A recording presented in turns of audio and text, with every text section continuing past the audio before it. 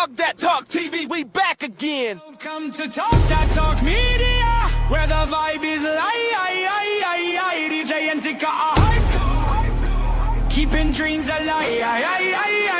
Welcome to Talk That Talk Media, where the vibe is live.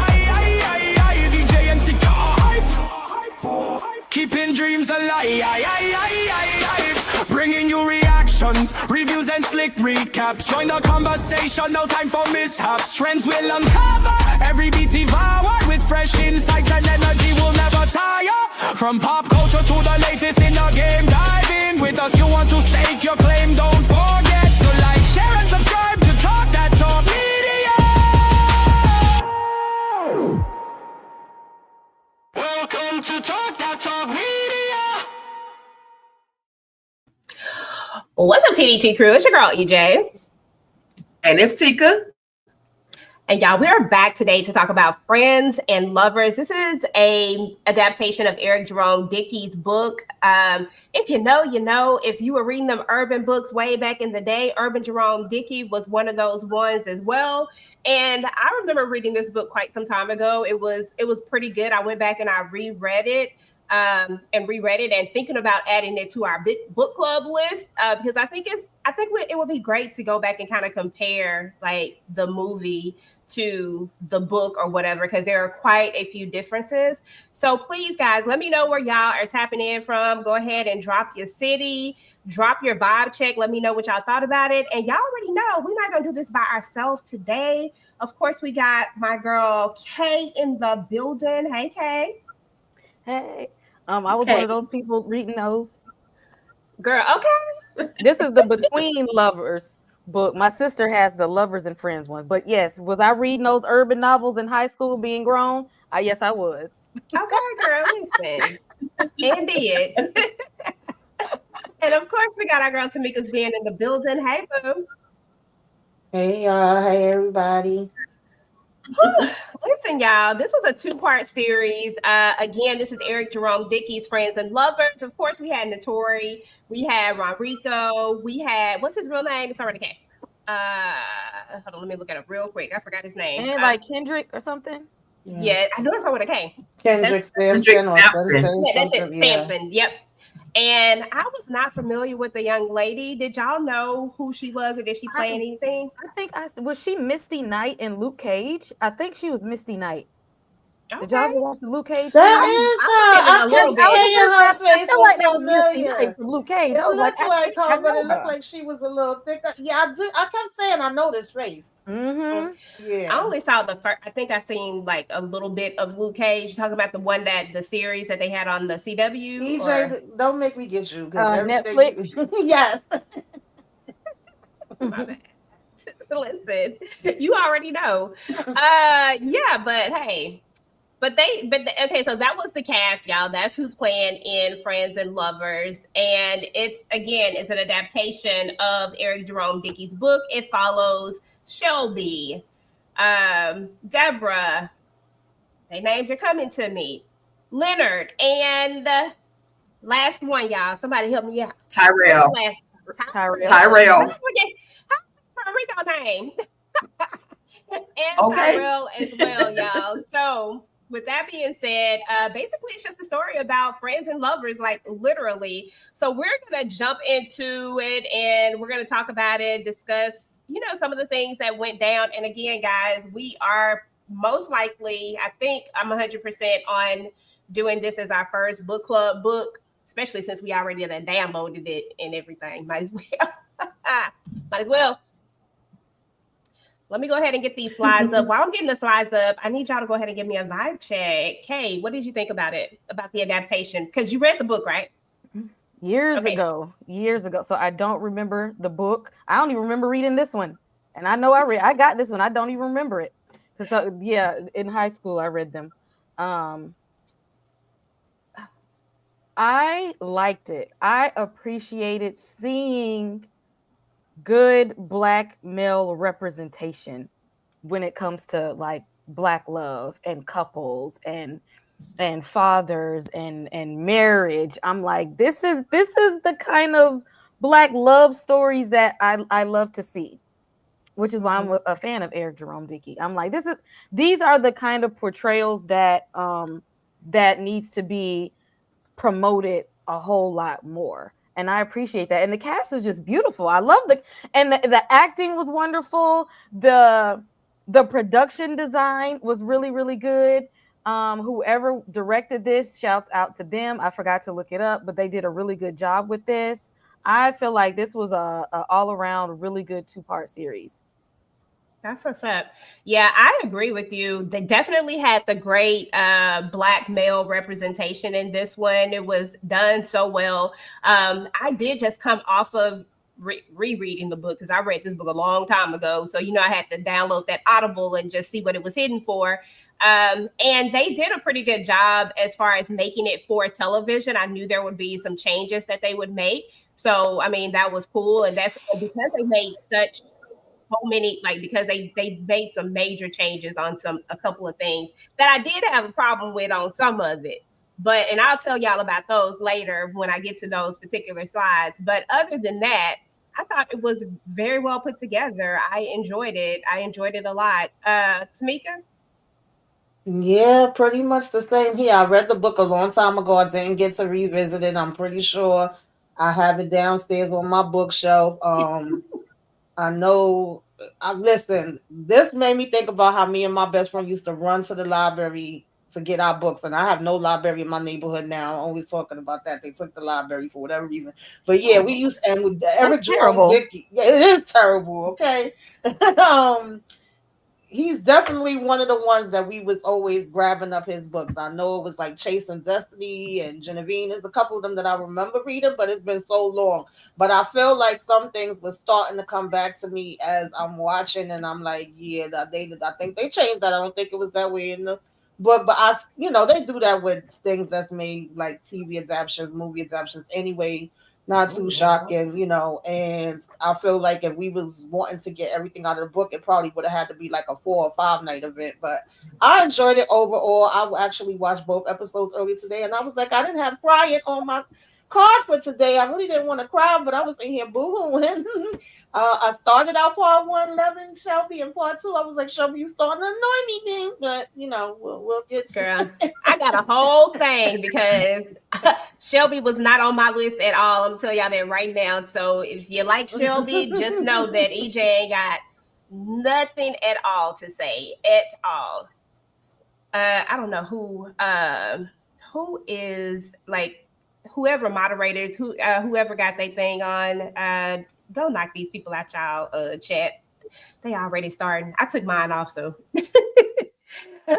Anyway, we're gonna go ahead and get the slides. Oh, Tika, your thoughts. I'm sorry, boo. I apologize. Hold on. It's quite all right. I didn't actually read the book. I can't even act like I pretended to read the book. I didn't even listen to the Audible. However, I did see the play. They also did a stage play, Friends and Lovers, which actually stars Leon. Leon played Tyrell, and then Miguel Nunez, aka Harris, he portrayed the Leonard character. So yeah, I did have that version, and it's actually still available. If y'all want to check it out, it's available now on YouTube. But with that being said, the character of your girl Shelby worked the hell out of my nerves. That's all I can say. Other than that, and then the first episode, it was kind of slow, but then it kind of moved on into the second episode, which woke me up, and I couldn't help but keep watching it, after that. And I was like, oh, it's really moving along now. But overall, I absolutely enjoyed it, and I will definitely go back and watch it again. Okay. I don't know if I got a second round in me because Shelby worked my damn nerves. I ain't even gonna lie to you. And I think it's only because I came off of the book where she really worked my nerves. And because I felt like they gave her too much grace on this particular, because I just feel like she got too much grace. Like, I feel like Shelby was doing too much, but we'll talk about that in a little bit, y'all. But yeah, but overall, I think it was a good watch. Shout out to everybody in the chat besides the trolls. Shout out to Candy Love in the building. Thank you guys for coming through. If you guys are going to be watching this on the replay, please make sure to go ahead and type in #replay squad and just let us know what you thought about it. If you catch this a little bit later, But we're going to start out and talk about the. Let me get my slides. We're going to talk about and this was a beautiful cover too, by the way. I love this cover. We're going to talk about our first impressions over these characters, which is the perfect thing to lean into. I want to talk about, just go through each one and just give me your thoughts over what you thought about just the character in general. Tika, Kay, and then Tamika. Okay. Leonard, he was honest for a little bit. He was honest. I like this character. His character was a comedian, and he was also a school teacher. I loved him more in his element of being or a substitute teacher. I loved him more in that element versus the whole comedian thing. But he made some people laugh. And, I was like, okay, let's see what, he doesn't have the most, he's not the richest, but, for me, he was given potential. Shelby, I have nothing good to say. My mama said, if you don't have nothing good to say about nobody, don't say nothing at all. So I'm going to keep my opinion reserved right now. I'm going to just keep my mouth shut on Shelby. Deborah, her expectations was high, but there's nothing wrong with having high expectations. And you just sometimes you gotta let them expectations go. So I was cool with her. Tyrell just wanted to be loved. He wanted to be loved. He found love. He thought he found love in the wrong woman at one point, and then he ended up getting the same type of woman in Shelby. And I was like, wait a minute, what the hell? So but again, anything Rodrigo does, I'm gonna love it anyway. He did an amazing job. Just being Tyrell. He made me want to cry sometimes. I was looking in his eyes like, boy, you don't have to take that. You do not have to take that. So, yeah, just my first impression of the characters. Okay, that's what's up. Okay. I'm on mute. I definitely love Ron Rico. And everything he does, I want him to just shine and get so much more recognition and work, because he's one of those actors that I feel like is like Black famous. Like, I need him to be like famous, because he's been in the game for a long time and he's a really good actor. And I love to see him in roles, and he did a really good job of playing Tyrell. I was here for his character. I was here for it. Let's move to the other guy. Leonard. I'm sorry. He was fine in Insecure. He's fine now. Every time I see him, he's just fine. So he can't do no wrong in my eyes. I was here for it. Okay. I usually don't go for the potential, but he was out. It ain't like he was sitting around bumming like the other dude that was, that Shelby was with. Like, Leonard was out here working. Like, he was out here busting his ass in these streets, trying to make it. So I appreciate that part. And he was generally a good guy. Yeah. Deborah, that was some kind of introduction to her. Like, that's how we run into our ex. Okay, that's crazy. I wouldn't have been able to keep it together the way that she did, because as soon as he would have popped in, I'd have been like, somebody else can nurse. Somebody else come on in here. I wouldn't have been able to do it. And I appreciate that she knew what she wanted, but she was able to. She started to be open-minded about it. Like, when she kind of realized that just because you say you want X, Y, Z, don't be so closed-minded that you can't accept something different that might actually be good for you, and not just what you think might be living up to a certain standard. Yeah, absolutely. And I'm so glad that y'all said that Shelby got on y'all nerves too, because I ain't want to be the one to say it. I ain't wanted to just be me, because I kept thinking in my mind, is it just me? Because in my mind, I kept calling her Misty Knight the whole time. My Luke Cage fans, y'all know her from Luke Cage, but I'm just like, come on now, Misty. You're doing too much here. Like, she was just, if we ever get a backstory, because there's got to be some heavy trauma that she's carrying around, that she acts the way that she acts. And I know all the rest of them got their little issues and little things, little toxic tendencies, but like, she was holding on to like a whole lot of trauma, to where she was just projecting toxicity out to other people, even her own friend, and like, none of it was healthy. I'm like, that if there was one person that should have went to therapy in this movie, it should have been Shelby, because I don't feel like she healed enough for me. I don't know about y'all, but I feel like she wasn't healed enough to have gotten with Tyrell.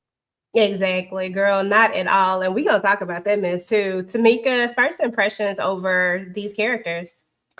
Yes, it's funny because when I first started watching, of course, I thought the situation how we started with Deborah was absolutely freaking crazy. But I was thinking like, okay, I'm here for Deborah and Leonard. And I actually was kind of, even though it started out, crazy with Shelby and Tyrell, I was kind of feeling they vibe a little bit more than I was Deborah and Leonard. I was like, all right, where we going with this? But then it didn't take long for Shelby to pretty much work my damn nerves, and I was feeling like everybody else does. Already said something, and I'm like, yes, please get her to the damn therapist ASAP. Okay, we need everything. She need to be on somebody's damn couch, but I love Leonard. I was kind of like thinking since Deborah did have all of these, this long list and all these things she looking for, I was really expecting her to kind of curve him and diss him and give him some of the attitude that Shelby be giving. But when it was all said and done, she actually, even though she had these standards and things that she wanted, which like y'all already mentioned, is nothing wrong with that. She actually just saw him for who he was and was like, wait a minute, like I'm over here, but my mind is literally on you. Okay, I want to be where you are. And I wasn't mad at it. And like y'all mentioned about Ronrico, please give this man his flowers. Shine a light on him like he been doing the damn thing. I love him and I loved him in this. It was no different. And I was like, yeah, get rid of Shelby. She don't deserve your love. Okay. Okay, girl. The way I was mad at how I was mad at the way they ended this in the book. I was mad at the way they ended this in the show because I felt like he just didn't get what he deserved. I feel like I don't care if this is her friend because at this point I don't like her, but I don't care if this is her friend. If you don't deserve him, you just don't deserve him. Like he doesn't deserve to be treated the way that he was being treated, especially the way that Tyrell came. This was like Kay said earlier, this was a really good representation of Black men, and I enjoyed this. And I guess that's why I was so mad that we had this. Shelby irked my soul. Yeah, but y'all know it usually got to be the opposite. So if they gave you the good man, then you got to have the woman. Exactly. Exactly. The toxic ass woman. Yes. Exactly, girl. And I was just like, oh, here we go. But yeah, I loved Leonard. Love that Leonard was trying. Like he was gonna get to his dream and that he wasn't putting a lot of pressure on himself to get to his dream. You could tell that he really wanted it. And when people really want it like that, but they're not being what's the word I'm looking for? I can't find the word I'm looking for, but it's like he wasn't pressing it. It was like, I'm just doing what I love. If it happened, it happened. And he was okay with the joke being, okay, yeah, I'm broke, but, he was still doing what he loved. And I love that for him. And I felt like he got everything he deserved. Shelby passed. Deborah, I enjoyed the character Deborah. I thought that Deborah was great. I love the fact that they did not make her be so blindsided by this list that she couldn't see that this had the potential of being like a really great guy for her. And she didn't curb him, did not give him her number or any of that stuff at the car wash. I love that. And then Tyrell, I thought that when I first started reading the book, I thought maybe Tyrell was going to be like that typical character that was going to be player, da, da, da, da. But Tyrell was actually an example of how sometimes people can make a good man go when they've been hurt a whole lot. And I believe that he kind of, he was right there in that realm and not even really wanting to be that guy, but just trying to protect himself at this point. And I think there's a lot of people out there that happens to. So I enjoyed it though. It was really, really good. But let's go ahead and move on to the exes, because why not? We meet the exes first. So first we met Shelby and Bryce. Okay. Ex reality, I believe it was reality TV if I'm not mistaken, but something kind of TV he was on. Then we had Jasmine the Jump Off, that's what I'm calling her because that's what he called her, and Leonard at the comedy show. We had Tyrell and Lisa, and I can't remember what Deborah's ex actual name was because he was so trash. I didn't even take the time. I didn't even care. He's just her ex, right? and she meets him with his baby mama, and it's been less than a year, and this lady is almost 6 months pregnant, which means that it's been a year since they've been broken up, but it hasn't even been a year since he decided that he wanted to all of a sudden be a family man when he told her he did not want to be. Then we have, of course, Tyrell and Lisa being the married one, going back to her abusive husband. And then we have Jasmine, who is stuck on the fact that Leonard is broke and can't see anything outside of that or whatnot. They just weren't meant to be together. And then, of course, we have Shelby and Bryce. He's just doing too much. What are y'all thoughts just about these couples in general? I'm gonna start with you, Tamika. Any of the couples, any thoughts on these exes, rather? Well, with Deborah, I knew it was something as soon as she gave the look when he walked in there with this patient, because it seemed like her and the patient seemed like they had a pretty good, relationship, and she was so thrown off in the body language and everything before they even started talking. I was like, what is going on here? And then when he came with she wanted a black doctor, and I'm sorry, and we finding out, you done moved and got everything that you told me 2.5 seconds ago you didn't want.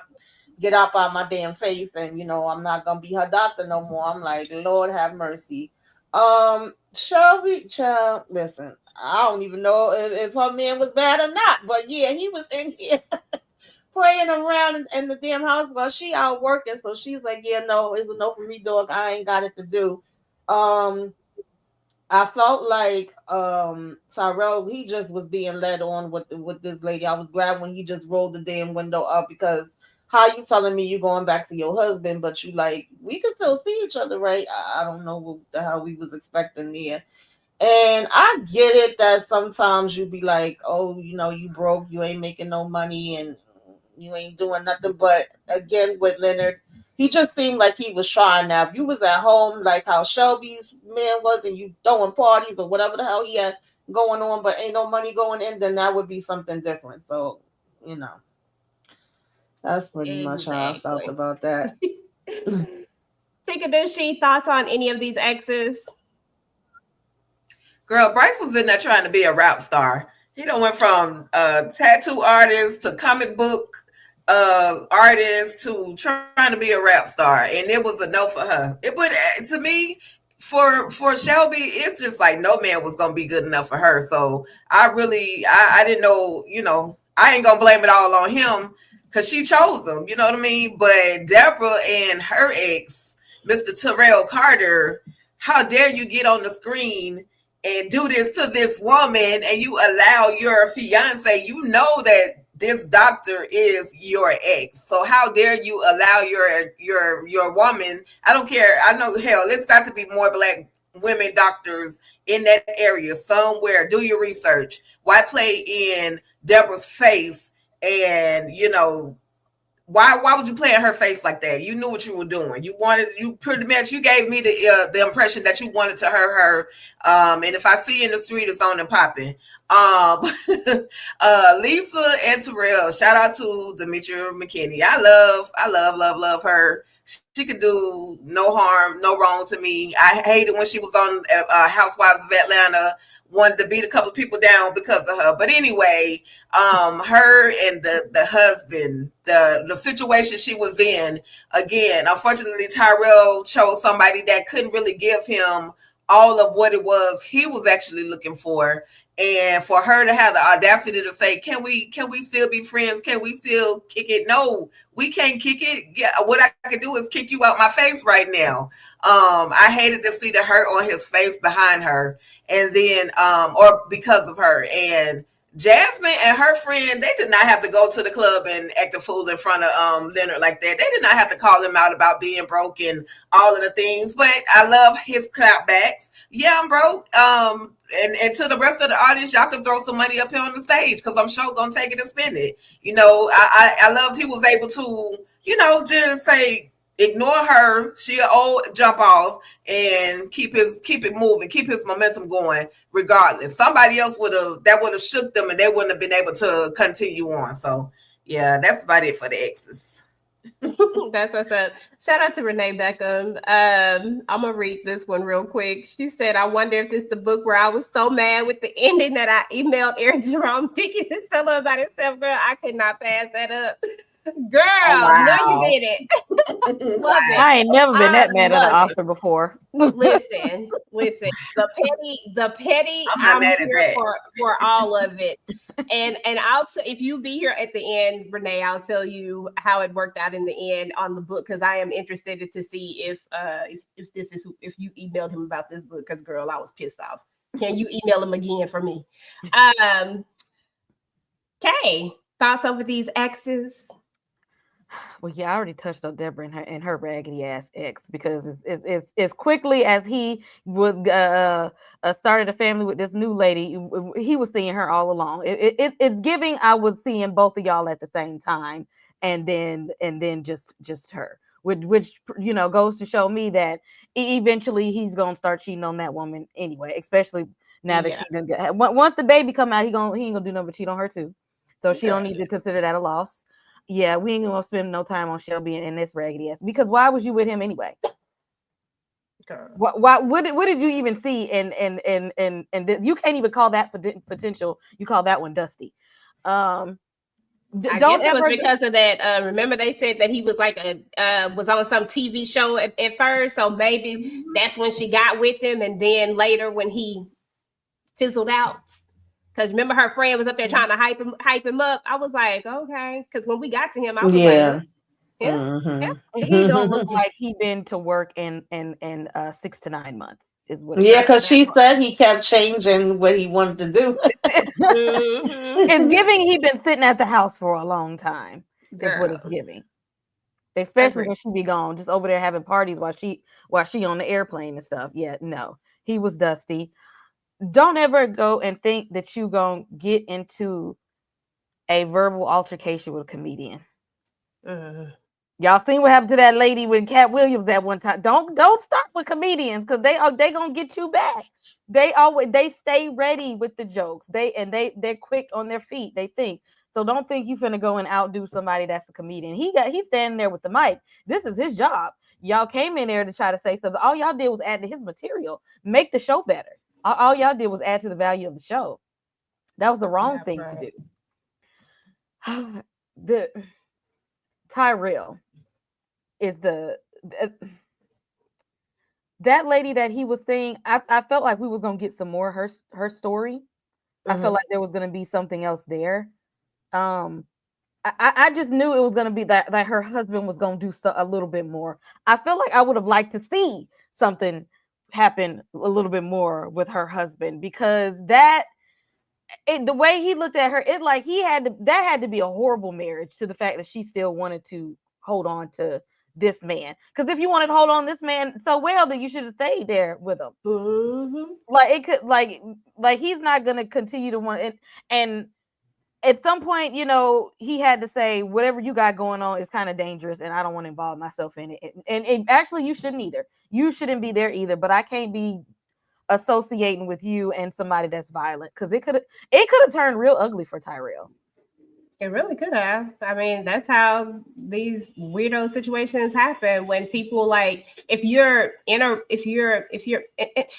words, if you marry, just either you gonna get a divorce or not, or legally separated. I don't even care if you're legally separated, whatever the case is, but don't be playing games to where people can get hurt. Like, it's just crazy.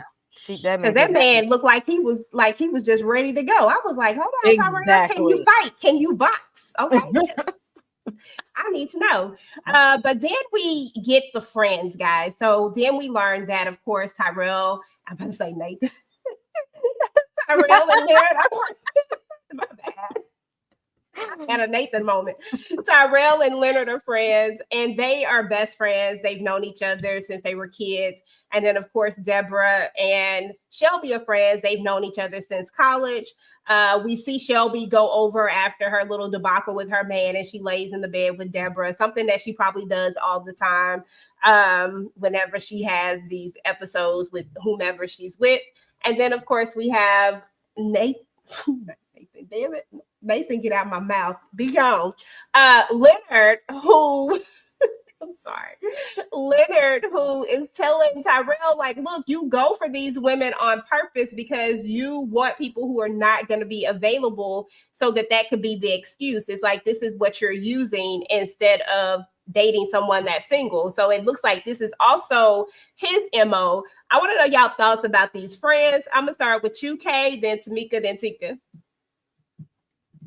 I like the accountability amongst the guys. Like, y'all don't be telling each other stuff like that. I need to see more of that, holding each other accountable instead of the guys and, you know, these red pill podcast guys that make it seem like it's all a woman's fault and she do this and she do that and they think they the prize and all of that. No, be accountable and say and tell each other about y'all selves. Because if you don't, you're never going to push yourselves to do better. Instead of just sitting complacent in toxicity, we need to have more of those real open conversations. Like, no, you only went after her because she was unavailable, and you got your walls put up because if somebody might be too available, then your commitment issues is gonna start showing up. That's why you with her, and then him being able to be accountable for him as well to say, like, you know, if you're gonna go, you know, go after, because Leonard's problem was he was like, if I ain't got my ish together, then I'll go after somebody else who ish ain't together. And you know, Tyrell's like, that's not always the best thing, because how y'all gonna level up in that manner?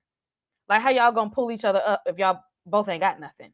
How is that gonna push each other forward? Like, it's okay to say, I may not be there yet, but I'm working on it. And it's okay to not be intimidated by a woman that does have her stuff together. Because I just believe that maybe he did want someone like that, but he might have been intimidated by a successful woman. And that counted him out almost the same way that Deborah was counting herself out from guys who may not have gotten all their stuff together yet. And she did. They were counting out the other party because of this thing. Yeah. And so I like that they were able to hold each other accountable and that in that manner. And I was glad to see that Shelby and Deborah did have each other. Like, they was road dogs. Like, hey, I'm a road with you. You gonna come with me this place? I'm gonna come with you this place. You need somebody to talk to? You need to come over here and get away? Let's do that. That's real friendship. When somebody actually say, I need you there to support me. Like, sometimes you just need to be there. They actually really were there for each other and not on a Real Housewives superficial, I'm only there for brunch and arguments and trips. But like when we really need each other, when we're going through something, somebody's actually there to listen. Absolutely. Yeah, I love that. And that's the type of friendships that you really want anyway. You know what I'm saying? Like, you know, those other friendships they just what they are. They're not even friendships. They are acquaintances, people that's like whatever you want to call it, but they're not real friendships. Tamika? Yeah, I agree with everything Kay said. I love the friendships. I love seeing them being able to be vulnerable with each other, open with each other, calling each other out, saying, you know, if you keep doing the same thing, how you expect to get a different result. I love seeing Shelby. At this point, Shelby was still okay with me. I love seeing her come over to Deborah and climbing in the bed. I thought, I haven't had one of those days with my bestie in a minute. Okay, make me want to go over the house later. Like, I was loving the vibe. I was loving the energy of, you know, her just waking up like, girl, it's been one of those days, huh? You had one of those days too. And she got to tell her about the craziness, you know, that she done experienced with, what was his name? I don't remember his name, the raggedy ass that had his baby mother there and all of that. So yeah, I was. Oh no, you talking about the other guy. I thought you were talking about Shelby's guy. Oh, I don't know that dude ain't got no name. Yeah, he's a no name. But they both basically got to vent about, like, yeah, girl, I had to get rid of him, and you know, I'm not gonna have her as my patient. And we talking about choosing us, putting ourselves first, doing what's best for us. So I liked all that part. And I wasn't mad at her for that either. Like, you gotta do what's best for you. Tikadushi, any thoughts over these friends? I agree with both ladies. In regards to the friends, there's nothing else I really can say other than the fact that when Shelby just went into now that's a hell of a friend and a very trusting person. She just literally just went into the room. She had this whole face mask on.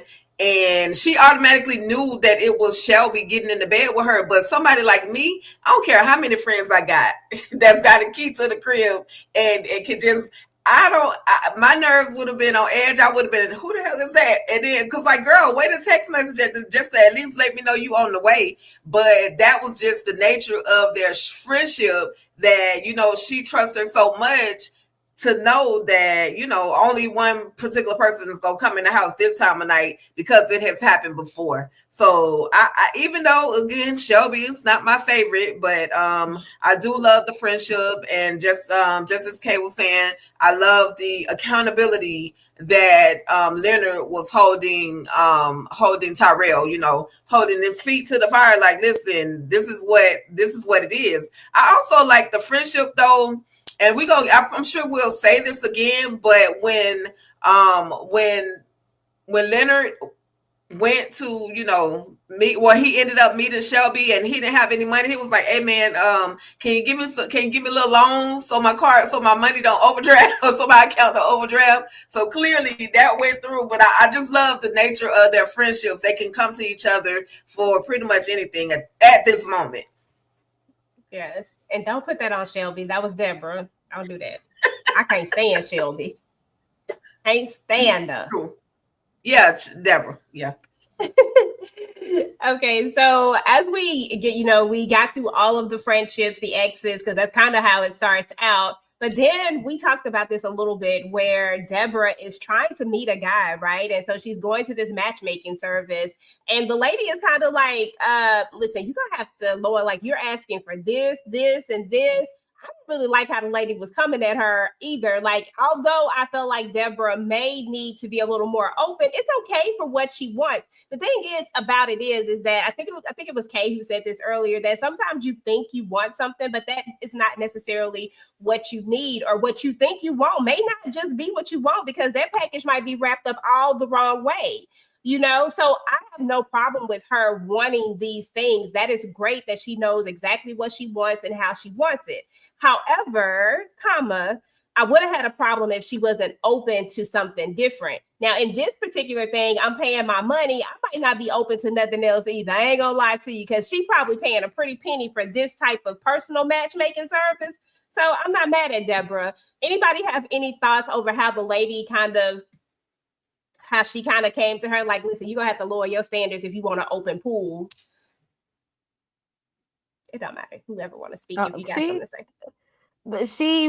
But look, if that's the expert, if she's the expert in that field, if she's the expert in that, she might be letting her know, like, I know you want to find somebody and you want to find a good man, but is there any way you can loosen the reins on some of these? I'm not saying just accept, you know, another Dusty, because you already been there, done that.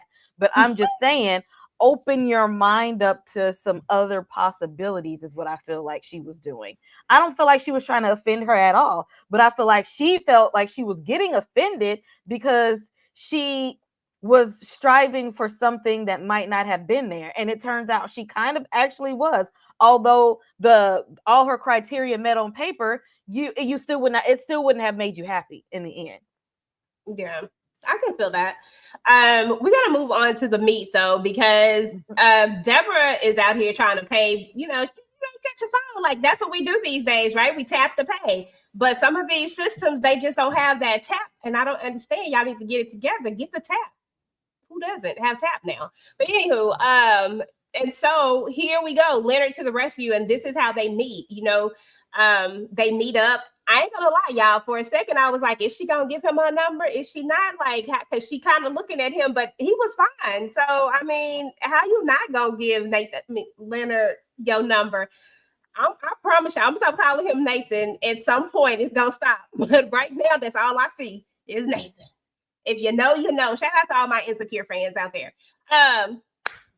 Anywho, I love the way they met up. I thought it was really, really cute. I loved him, you know, going forward. He thought about what Tyrell said and he asked for her number. And I did love that moment, Tika, where he like, look, hey Tyrell, I'm gonna need you to send me some money, because his account is about to be overdrawn because he done paid for this car wash. Tamika, what are your thoughts over the meetup?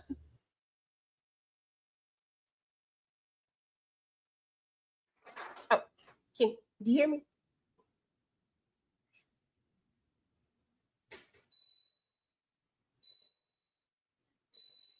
I don't know if she hear me, but Tika, you go ahead. I'm and sorry. Yeah, I heard great. you. I was trying to turn this thing down because it just blasted and came out of nowhere. I'm like over here fighting with it. Okay, good. Yeah, I like the meetup. I like how, he came to the rescue, even though he really didn't have it to give because we hear him calling up Tyrell as soon as he finished, like, yo, can you please send me something? But, he did what he needed to do in that moment. And then he was like, let me shoot my shot. Hey, can I get your number while I'm here? He talking about how he do his, comedy. I think he invited her to the show and he said he teach on the side and it was cute, and he's cute. So I would have been like, "Yeah, go ahead, put your number in, okay? Down my number, Okay, Leonard. Okay, and then Tika, let's talk about this other meetup because they met at the bathroom like Tamika said, he invited her to the comedy show, which I was kind of skeptical if I was like, oh, dog, is this going to make her bring her guard down now that she knows he's a comedian? But she didn't, right? She was caught up in them eyes because them eyes is gorgeous. But anyway, then we get over here with Shelby and Tyrell, and they have this awkward meetup because he's trying to go into the men's bathroom, but she's like, I was in line, and he's like, it's the men's bathroom though. This was the moment that I was like, girl, I know I'm not gonna like you. I really know I'm not gonna like you. I started right here. I ain't even gonna lie to you. You're doing team too much. Tika, thoughts over their meetup? Yeah, it was that moment for me as well. Cause I'm like, girl, how you gonna just debo the men's bathroom over this man? Like, what are you doing? And if he wasn't a real man, she probably would have got cursed out and slung on the floor. But because he was the man that he was, he was like, okay, whatever. I'm gonna just stand here. I'm gonna hold it. I'm gonna take it. He literally doing the antsy dance, like he really got to go, like he really has to go to the bathroom. And then when the other lady comes out the bathroom, he's like, F it. I might as well. We switching roles right now. I got to go. And he goes into that other bathroom. So I thought I just knew, I was just like, is that a turn on for him or something? Like, she's aggravating. She's toxic already. It was just too much. Toxic as hell. I just wanted to throw her, put on the top of a cliff and push her because she was just too much. But he liked it. He did. He really did. Okay, that's the question there. I'm trying to see if I had this slide that I wanted to have, but I don't know if I have it. We'll talk about it in here. I'm gonna come to UK. So they go on their first kind of date, right? Okay, so after the whole meetup at the club, they're supposed to go to this at the comedy club. They're supposed to go to a club, and Brenda, where are you Brenda from? Yeah, I don't know where. I'm just throwing up names now. Deborah gets called away because she's a doctor on call, right? And she gets called away because baby's on wait. And so Leonard, of course, is like, I ain't trying to be no third wheel. So now they're at the club. They end up getting kicked out the club because dude tried to come up on her and he started the fight, but Tyrell had to finish the fight and they get kicked out and they end up going to like a little food truck situation and they have, a nice little conversation. What are your thoughts about their kind of first-ish date, I would say? Ish. What an adventure that they had from, meeting up and having some tension there at the bathroom. And then, sitting through the comedy show and then, going to this, this little club and then having a little sit down conversation. That's the kind of first hangout, chill time together that you want. They spend like a lot of time together in a couple of different environments to sit and get to know each other. And for you to spend this much time with somebody you just met, you have to have been vibing with them. And I wanted them to vibe out, and I wanted there to be something there. Yeah, for sure. For sure. I ain't gonna lie, I was like, okay, maybe that's just was her little first impression, but I ain't gonna lie, she rubbed me the wrong way. And then, hold on, let me just go through my thing. Okay, no, I don't have it. Okay, so we're gonna talk about it here. And then Tamika, she rubbed me the wrong way again when we have the car conversation. So we get back to wherever, I don't know, I guess he's dropping her off at her car and they're have they had the conversation yet? No, they haven't had the conversation yet. Never mind. I do have a slide for it. I thought I had a slide for it. We'll get to that conversation later. We're gonna move on over to this other first date. I got the cars mixed up. Not the first. I want the second car conversation, not this one. Then they have their first kind of ish date, okay, and it was cute, and I love his shirt. I got some Black Excellence shirts, guys, as well. If you like the vibe, if you like that design, I got that exact design. It's cute. But they had their first kind of kiss, like right from the jump. You can tell that they're feeling each other. I loved everything about them. I don't have anything to add. I just love them. Period. You on mute. Oh, me. No. Tamika, on mute. Okay, go ahead, Kay. And then we'll come back. I liked it too because I like him, so I thought everything about this was cute. And I was just because, some things like the Tyler Perry stuff will get you prepared for some foolishness and some drama and trauma to happen. And I just kept saying, please don't let nothing bad happen. Like, please just let them have a good old-fashioned time. Let them vibe together. Let him be sweet. Let her not do anything toxic or bring out her own trauma because of this. Like, let them just have a nice, this is our first date and being in the space of how you feel when you first start liking somebody. Yeah. Like, give us the taste of how infatuated you are with the person and how much you want to impress them and how much you're into them. Like, I just wanted to just sit in the moment, and they did let us sit in that. Yeah, absolutely. I love the little walk they went on and the conversation they had. Like, I just felt like everything about their first date was just so cool. And you could tell that they had this chemistry right from the jump. And I love that because people need chemistry. You cannot not have chemistry. Like, it's just, like the worst. And we'll talk about that with Shelby later. But anyway, I love this. I love how nervous he was when he goes to the bathroom. He really didn't have to go to the bathroom. He was just nervous. And she was nervous and she was just all excited and giddy. It was just so gosh darn cute. Tamika, I'm gonna come over to you with the shady mechanic because then we have Deborah and Tyrell linking back up because after she went through all that, remember she talked about how she was about to be celibate and all of this type of stuff, and she wasn't messing with no man, and she wasn't gonna give him his number. That we just went through a whole thing. She ends up calling him to help her with the shady mechanic, right? What did you think about just this scene in general?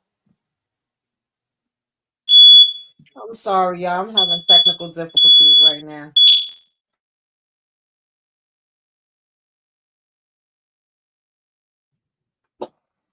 Oh, okay. Tika, you go ahead. Yeah, it was a real moment because these shady ass mechanics, they for real be trying to take advantage of women. When you go to their shop or whatever, they'll try to charge you for stuff that you don't really need or try to recommend that you do something. So I'm glad she had a man, even though she didn't want to, really want to mess with him like that. But I'm glad she had a man on speed dial that she could actually call and say, hey, run this game for me. I just want you to take my car in and see whether or not, this guy is going to do you the way that he just did me. And sure enough, he ends up telling them, oh, he told her she needed a transmission, but he told him, oh, you just need an oil change and you'll be good. And so I love when she hopped out the back of the seat, like Psycho said, like, I knew it. I knew you were, basically trying to get me for my money. And so, he was there for her. And so I think she's attracted to him. You could tell she is attracted to him, but she's kind of like playing hard to get because of her, whatever past trauma she does have. But hey, they went on and did some things, and we'll get to that part. But I like that he was there for her. I definitely like that he was there for her, and that's what. Hey, listen, can I get your number so I can call you in case something happens to my car, so I can get you to check some of these men for me, okay, Tyrell? I'm just asking. Shady mechanics they do the absolute most. What's funny is that how it's a transmission and her car is actually running. Come on, sir. Let's just be for real. Like, come on, what are we doing here? Like, her car's running, it ain't doing no, like, I think when your transmission is messed up, I think it does like a hard jerk type of situation, and that just might not even work it out. Like, it would be she wouldn't be driving that mug around smoothly. It wouldn't be like just, oh, I just need an oil. It wouldn't have been, yeah, you would have known something was wrong. Yeah, the mechanic was doing too much. But you know, it is what it is. But then we take Shelby on a little adventure, right? We take her on to this hotel, and we pretend like we the people. Hey, listen, they was giving out free massages. Hey, I'm gonna take this free massage, right? They do spontaneous stuff, right? And then, you know, something happens, they get a little down and dirty. And then on the opposite side over here, we have them going to donation drop-offs and going to pick up the dry cleaning, taking a walk, having this conversation. It feels like these relationships started out very, very different. One almost with a more of a foundation, because we're going to get to know each other and we're going to talk to each other. And one where we're going to go ahead and get this physical attraction. We just go there. And I'm not saying that either one is right or wrong. I'm just saying that when it comes to certain stuff, sometimes a foundation can build to something else. Whereas the way that Shelby was feeling afterwards, we saw all her trauma come up. I mean, every last single bit of it, even though that wasn't even the vibe. But it is what it is. Any thought? Is your thing working, Tamika? I don't know, girl. My son was cooking, and he got all the smoke detectors going off in the house. Oh, that was yours, girl. I thought that was my smoke detector. I was like, did my smoke detector just that was yours. Okay. Okay. Everything is happening all at once, but I might have a little toxicity in me because I was feeling Shelby and Tyrell's date. I was okay with it. I was over here with the giggles. I'm like, okay, girl. Up until that point when she got mad after the massage item, then she lost me. But previous to that, I was like, all right, he done came and helped you with the car because yes, they will play in your face. I'm so happy. I got a girlfriend that know all about the cars. They be mad when they see her coming, okay? and because they will try to play with you sometimes. And at first I was confused with Leonard and Deborah's day because I was like, wait a minute, we picking up the cleaning stuff, you know, we dropping off, we doing donations. I'm like, is this a day? What's happening? But I like that he didn't care. He just was there. They were smiling, they taking pictures in between, they got their vibe going. And I love the conversation that they had where he's like, the first date is the date that you should just put it out there and let it be known, because later when you get feelings, y'all may not be as honest and say as much. And even when he was kind of doubting himself with the comedy thing, and even though she may feel away, because I know at one point she asked the delivery person that was like, I'm on the show, but you still see me doing deliveries. They be broke. They ain't got no money. She still was like, the money will come later. Like, obviously, you got the talent there, you got the drive. If you keep yourself motivated and keep it going, you know, I'm paraphrasing, you'll get there. And I think that really was impressive to him, because here it is. He just finished having somebody telling him, you broke, you bum, you know, you ain't paid for it, whatever it may be. And she letting him know that she ain't worried about that, even though we just finished seeing her say all these things that she's looking for and what she wants the person to have. She just was able to enjoy the moment, and they both was giving each other good feedback. I loved all of that. Absolutely. Okay. So I think, did my slides get mixed up? Hold on a second. Let me just, okay. No, they did not. Okay. So I want to go to, I'm trying to see if I have a slide for it or not before I go to it.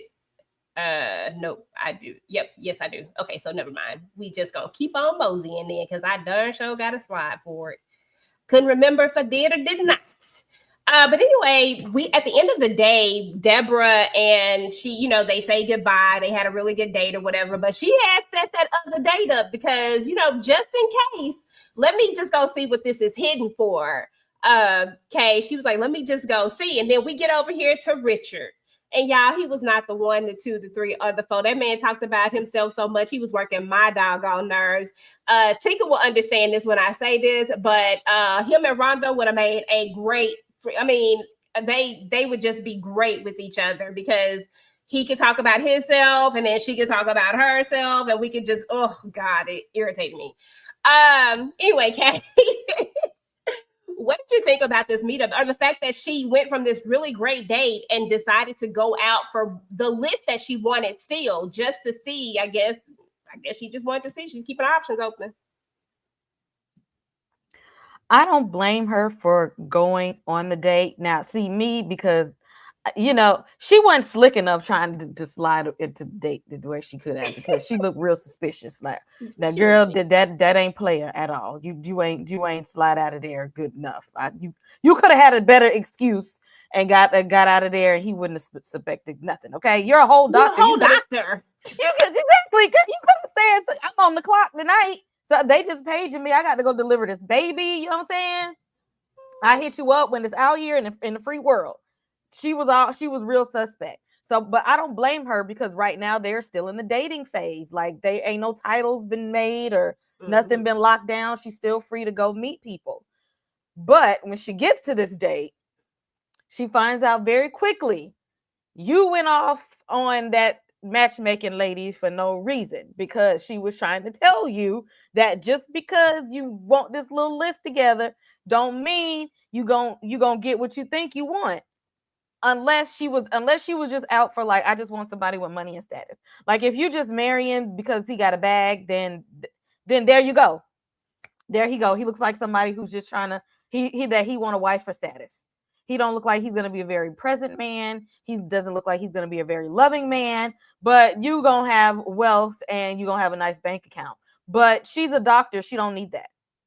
She don't need his money. She already has a good job. She's fine. That's not what she needs. And that just because he has all that doesn't mean that you're going to have a vibe with him. Like, this man was just, I don't know, bland as unseasoned colonizer food. I cannot. Absolutely no, 100%, 100%. And just to piggyback off of that a little bit, is that, again, I don't want to say that people can't have their list, but I think that this was important for Deborah to see that the list that she had, that although she wanted all these things, and he does have a lot of these things, the most important thing that she wanted, because I just think that she just wanted somebody that was her equal, because a lot of times people feel forced to maybe have somebody that's not their equal, especially once they hit a certain status, and that's why I had a problem with the lady, because it felt like she was telling her that, listen, it ain't that many of them out there. Tyler Perry said, the date the bus driver. Now, I ain't telling you to go do all of that. It's okay. It's okay to have some standards and stuff. But yeah, because I didn't take it that way when the lady was saying that. I just thought, like, to me, she was caught off guard when she was even giving her the list and how long the list was. I don't think she ever, like, was accustomed to people coming with all that stuff to begin with, and she was kind of like, okay. So and she probably seen what people look like when they have all of that. She probably's like, all right, now if I find this person, don't be mad at what you turn out what you to get, that you ask for this. I'm the expert in this, in this field. Listen to me, and sometimes be careful what you wish for. That's true. Oh, yeah. And yeah, I like Karan, but he wasn't the one in this one though. But with himself. But let's move on to Jasmine. So Jasmine, and she comes over, brings tacos, and she wants to apologize. And they quickly realize that they are only friends, that there's no chemistry between them, and that the only thing that they'll ever have is a friendship. But Deborah, being Deborah, decided that she was going to go find this man because she really, really liked him. So she was going to go find him, and she remembered where he said, she remembered the vicinity. She didn't know exactly where, but she remembered the vicinity of where he stayed, and she finds him. And right when she finds him, she sees this kiss. And so she automatically assumes, instead of just simply asking him and remembering that they are just in a dating phase, you just came off of a whole date. What would have happened if you really liked the man that you had this date with? Would y'all have had a good night kiss? What if he had you know what I'm saying? Like, y'all are still in a dating phase, so there are no titles, like Kay said earlier. So I didn't understand why she was so set against, she didn't want to talk to him no more. Girl, that is not your man yet. But but we're gonna get there, but that is not your man yet. Tika, any thoughts? That's her man. That's her man, and that's her man. It didn't have to be wrote on paper that that's her man. She knew when they were in that place, almost in the bed before they went out and went to lunch or did all the things, did their little date. They was about to do some consensual things, but she stopped and was like, no, wait a minute, let's just go do our date or whatever. So she knew that the chemistry was there, and then she kind of like, I think she kind of like was, I feel like she was a little more mad at herself, because she almost chose somebody else that, over him. And then to see that it's a potential that he out there in the middle of the street kissing somebody, regardless, I think she should have called him and say, hey, what's up? How's it going? She didn't even have to say anything to him about the fact that she saw him kissing, simply because of the fact that she had went on her own date earlier. Like, she was doing some things too. So she kind of got in her feelings and almost lost out on a really good thing. I just have one more thing to say about Naturi. Shout out to Naturi now, and she looked so good in this movie or in this project. Like, you could tell she had lost weight and trimmed up and did all the things, but she just looked really, really pretty, really nice in this project. I like this look on her. Yeah, she did. She had lost like 30 pounds, I believe she said, and it looks really, really good on her. So we're gonna move on over here. Tamika, are you still there, or are you she on that Ozempic like everybody else? Oh no, not the Ozempic. If I can get it, I would too. Listen, okay. Tamika, so this is the next part where I'm upset. This is a two-part. So the first part, I was like, oh, okay, I might can rock with Shelby. Okay, we let my guard down a little bit. Okay, they had a little moment. It was a great little moment. I said celibacy over like in 2.5 seconds. So why was you giving Deborah a hard time? Celibacy was over real quick. She know her friend, clearly. But then we get to the car and she has this attitude and she's mad and shit. I'm like, Tyrell, what the hell happened? What is going on? Girl, I had to rewind that thing back a couple, even though I had just read the book and I knew what it was, I still mentally had to rewind it back and say, did I miss something? Like, did he say something wrong? But then I had to think about when they had a conversation earlier, when he was being a little vulnerable with her and just, just talking to her and not thinking that they were, going anywhere. He was just talking to her. And she used that conversation, weaponized that conversation here to basically just bring out all the trauma. When I tell you that this woman has so much trauma, y'all, just so much trauma. Talk about this scene, Tamika, and your thoughts. She definitely does. And it's funny because she actually encouraged Deborah like to go over to Leonard when he was calling and inviting her over, even after seeing him kiss the girl. It was like, oh, it's probably just your friend. So she was able to be positive in that area and, encourage her to go speak to him. But then just this quick in her own situation, when they come in, everything was going great. And all of a sudden we get over here after 2 hours, you ain't talking, you pouting. It's like, obviously something is wrong. Tell me what's going on, girl. First, you want to be like, oh, no, it's nothing. You didn't do nothing wrong. And then, oh, I'm mad at myself. I'm disappointed in myself because I said I wasn't going to do anything. And you don't want no commitment. You just said that earlier. And, for me, it's a trauma, it's the fears. It's like, oh, I'm going to push him away and before he could push me away, basically. That's how I was taking it. But I was like, girl, what is all this for? Like, y'all, was just meeting each other and conversating. That didn't mean that he doesn't want anything with you. Like, you just made up a story, and I think he said something like that in your whole head and done played it out like how we be up here writing the script sometime on the shows. She done wrote a whole script in her head, and it was nothing of what he had even said or shown her so far for her to have that attitude. So, yeah, it was definitely all about her and what she was putting in her own head. Absolutely. I'm going to come to you, Tikadushi. Can I cook for you and let's be celibate? Because, so I wrote that for I thought that part came before this part. Sorry. No, you did. But because that was a good point. That was a very good point to this whole thing. But you know, Deborah is about to not take this phone call. She's about to let this pass up, really about to pass up her soulmate and the love of her life, all because of what she assumed when she really had no right to make an assumption because they weren't together. Like we just talked about, they were literally just dating. So she really didn't have that space to do this. But but Shelby encourages her, like, answer the phone. Like I think she even answered the phone for her, if I'm not mistaken.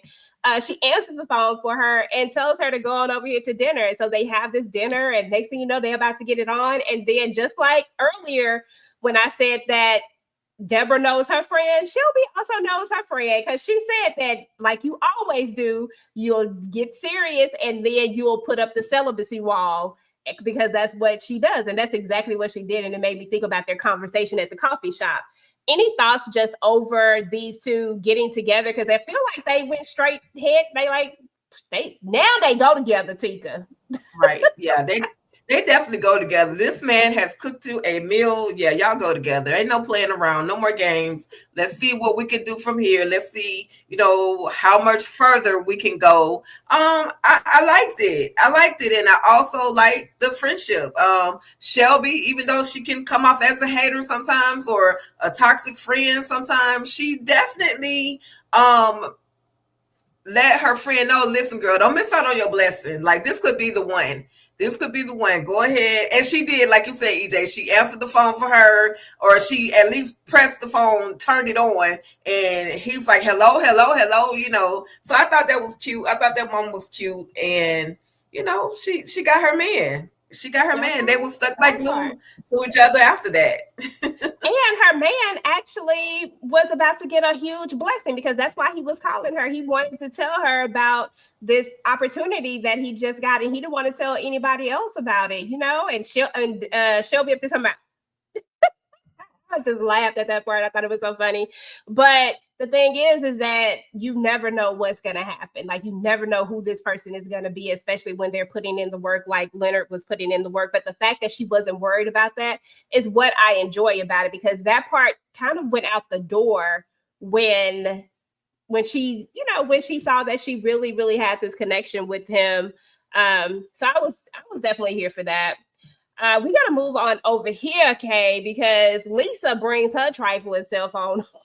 I'm not going to call her trifling. Lisa brings her cell phone over here because that man, he done put his hands on her. Now, he was on the phone. He done called Shelby up and everything. And, he's still trying to talk to her. And this is when I'm mad at him. I'm like, why are we calling Shelby? Because the way she acted in that car, sir, run. Do not walk. Just run. Just let it go. But he done called her. And now they on the phone together. Did you have any thoughts just around this particular scene at all? It wasn't a whole lot, but don't neither one of them heifers deserve Tyrell, okay? Neither one of them. Shelby had an attitude problem for no reason. He was actually really calm when she had an attitude. He was like, "Hey, we just had a really nice day. Like don't ruin it." Like he still had patience, because any other dude would have been like, "This you raggedy stuff."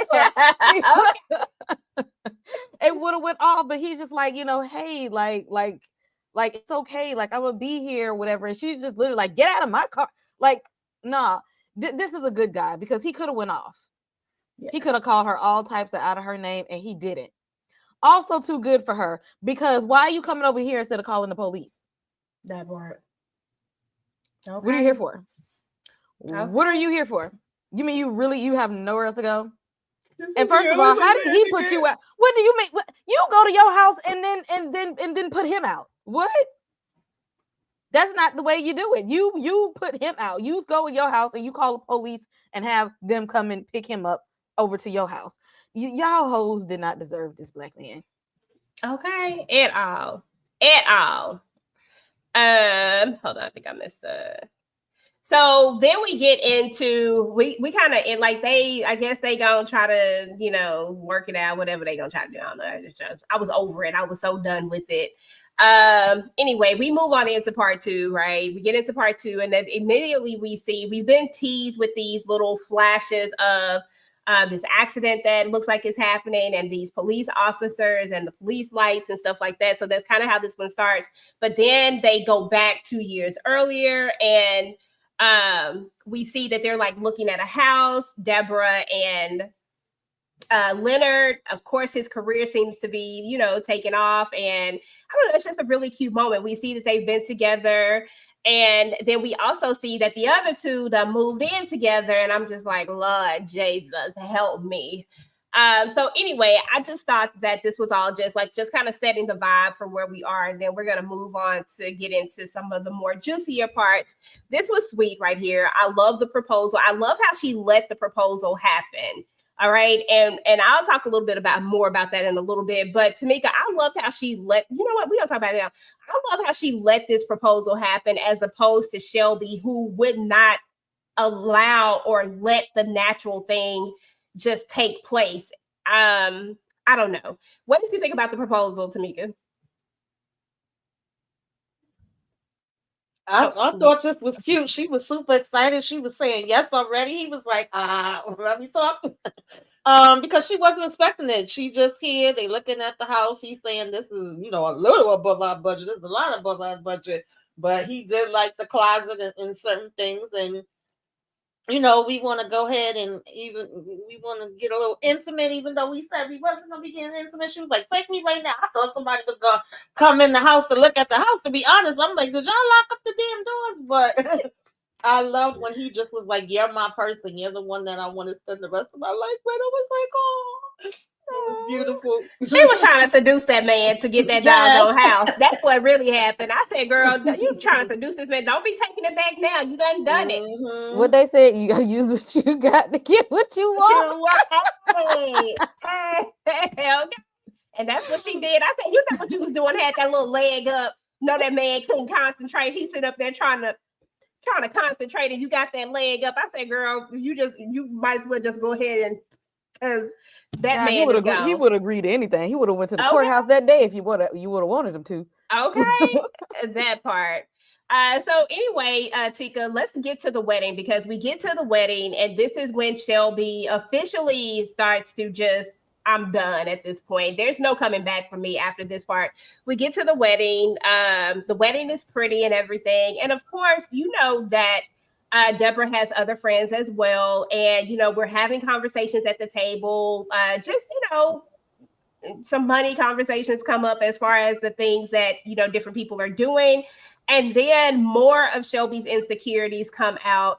She gets a little bit jealous of these other friends, and it's just a lot. And then she finds out in this moment that, listen, Tyrell, like, he be saving money, okay? Like, he ain't broke. He be saving his coins, okay? But she didn't know about this. And so just kind of talk to me about just this whole vibe and Shelby. I mean, Shelby just, like she simply put, she worked my nerves. Like, just because you don't have your ish together doesn't mean that nobody else can have their ish together. You're mad because your man saved money. You're mad because the other friends are going to go with them on their honeymoon. You're mad because your man said that we got money we can go to. Like, at what point is it that Shelby is going to be happy? Like, at what point, just because you're not satisfied or happy in your own life with your own self-progression, why take it out on other people? And unfortunately, Tyrell is the one that seems to get the blunt of all of her issues. But hey, regardless of Shelby being a hater, we still gonna get out here on this dance floor and we're gonna party like it's 1999, okay? Okay. So she was definitely using him as a punching bag. Girl, and it was just so hurtful for no reason. I'm like, girl, why? I don't know. It was just, it was irking my soul, this particular part. And it also gave, and I'm just gonna say it, and let me know if y'all agree or not. Maybe I'm reading it wrong, but it also gave lightweight jealous. Like, we spent all of this time saying how much, and it also goes to and I want to say this real quick. It also goes to show about the power of words, because she spent so much time telling Tyrell over and over again about not wanting to be married. Like, what did you expect? Like, I would be scared to ask you to marry me too, because you're probably going to say no, because you've already told me a gazillion million times about not wanting to be married. And that's what Deborah tells her at some point when they're having a conversation later. But I mean, like you gotta stop saying these things. You gotta stop saying exactly. I'm what. sorry. No, you go, girl. Go ahead. No, I was agreeing with you. I'm like, exactly. You used his words against him that he said to you, but you keep saying, like, you got to watch what you say out your mouth. Sometimes you keep saying you don't want this, but then you want him to be able to secretly read your mind and know you do want it. And this definitely was giving me jealousy, and then that's when I got even more pissed off. It was giving me hateration, and I was like, "That we don't do. I don't want you. Can't be my friend and want my life. You got to want me to have everything that I need and want in my life, and I the same for you. If we calling ourselves friends and sisters, once you start doing that, you lose me. Then she just became raggedy as hell. Besides the fact of the way that she already was acting towards Tyrell was already pissing me off, but I was like, "Oh, you nasty towards your friend. You acting like you giving me like you haterade over here with that. No, ma'am." Mm-hmm. Yeah, Shelby was definitely feeling away. Now she comes back, she tries to apologize to him, right, about it, and she tries to tell him, whatever. I wasn't even listening to whatever the hell she was talking about. That broad just ticked me off. I didn't even care no more at this point. I was just she wasn't done talking with about her. nothing. She wasn't Girl, it must have not been nothing because I turned it off. I was like, ugh, yeah, I'm done with her. But she talked about how she feeling away, yada yada yada. Anyway, let's move on. So then we move on and we see that the married couple, they're having some fertility issues. I'm not even going to stay on here too long. They're having some fertility issues. We know the natural process a lot of people take when they get married is that we get married, and we knew that what she told him when they went on their date was the one thing that she wanted when he asked her about dreams, because she had already fulfilled her career dream. She wanted to be a mom. And so we knew that this would hit heavy, but I just love the way that he was there for her in that moment. But then on the opposite end, because this is what I was trying to get to right here, on the opposite end of it, we got Miss Shelby who done got pregnant, right? And she calls up Tyrell, right? And he does the patience thing again. And she's like, I'm just so mad at myself. Like, instead of, like, I don't understand why she wasn't using her words. And I want to get everybody's go on this right here. I don't understand why Shelby just wasn't using her words. Like, everything was negative, right? Okay, you've been living with this man for 13 months at this point, right? He hasn't went anywhere in this entire 13 months. He put up with all your ish because, child, it is some ish, okay? He put up with all of that.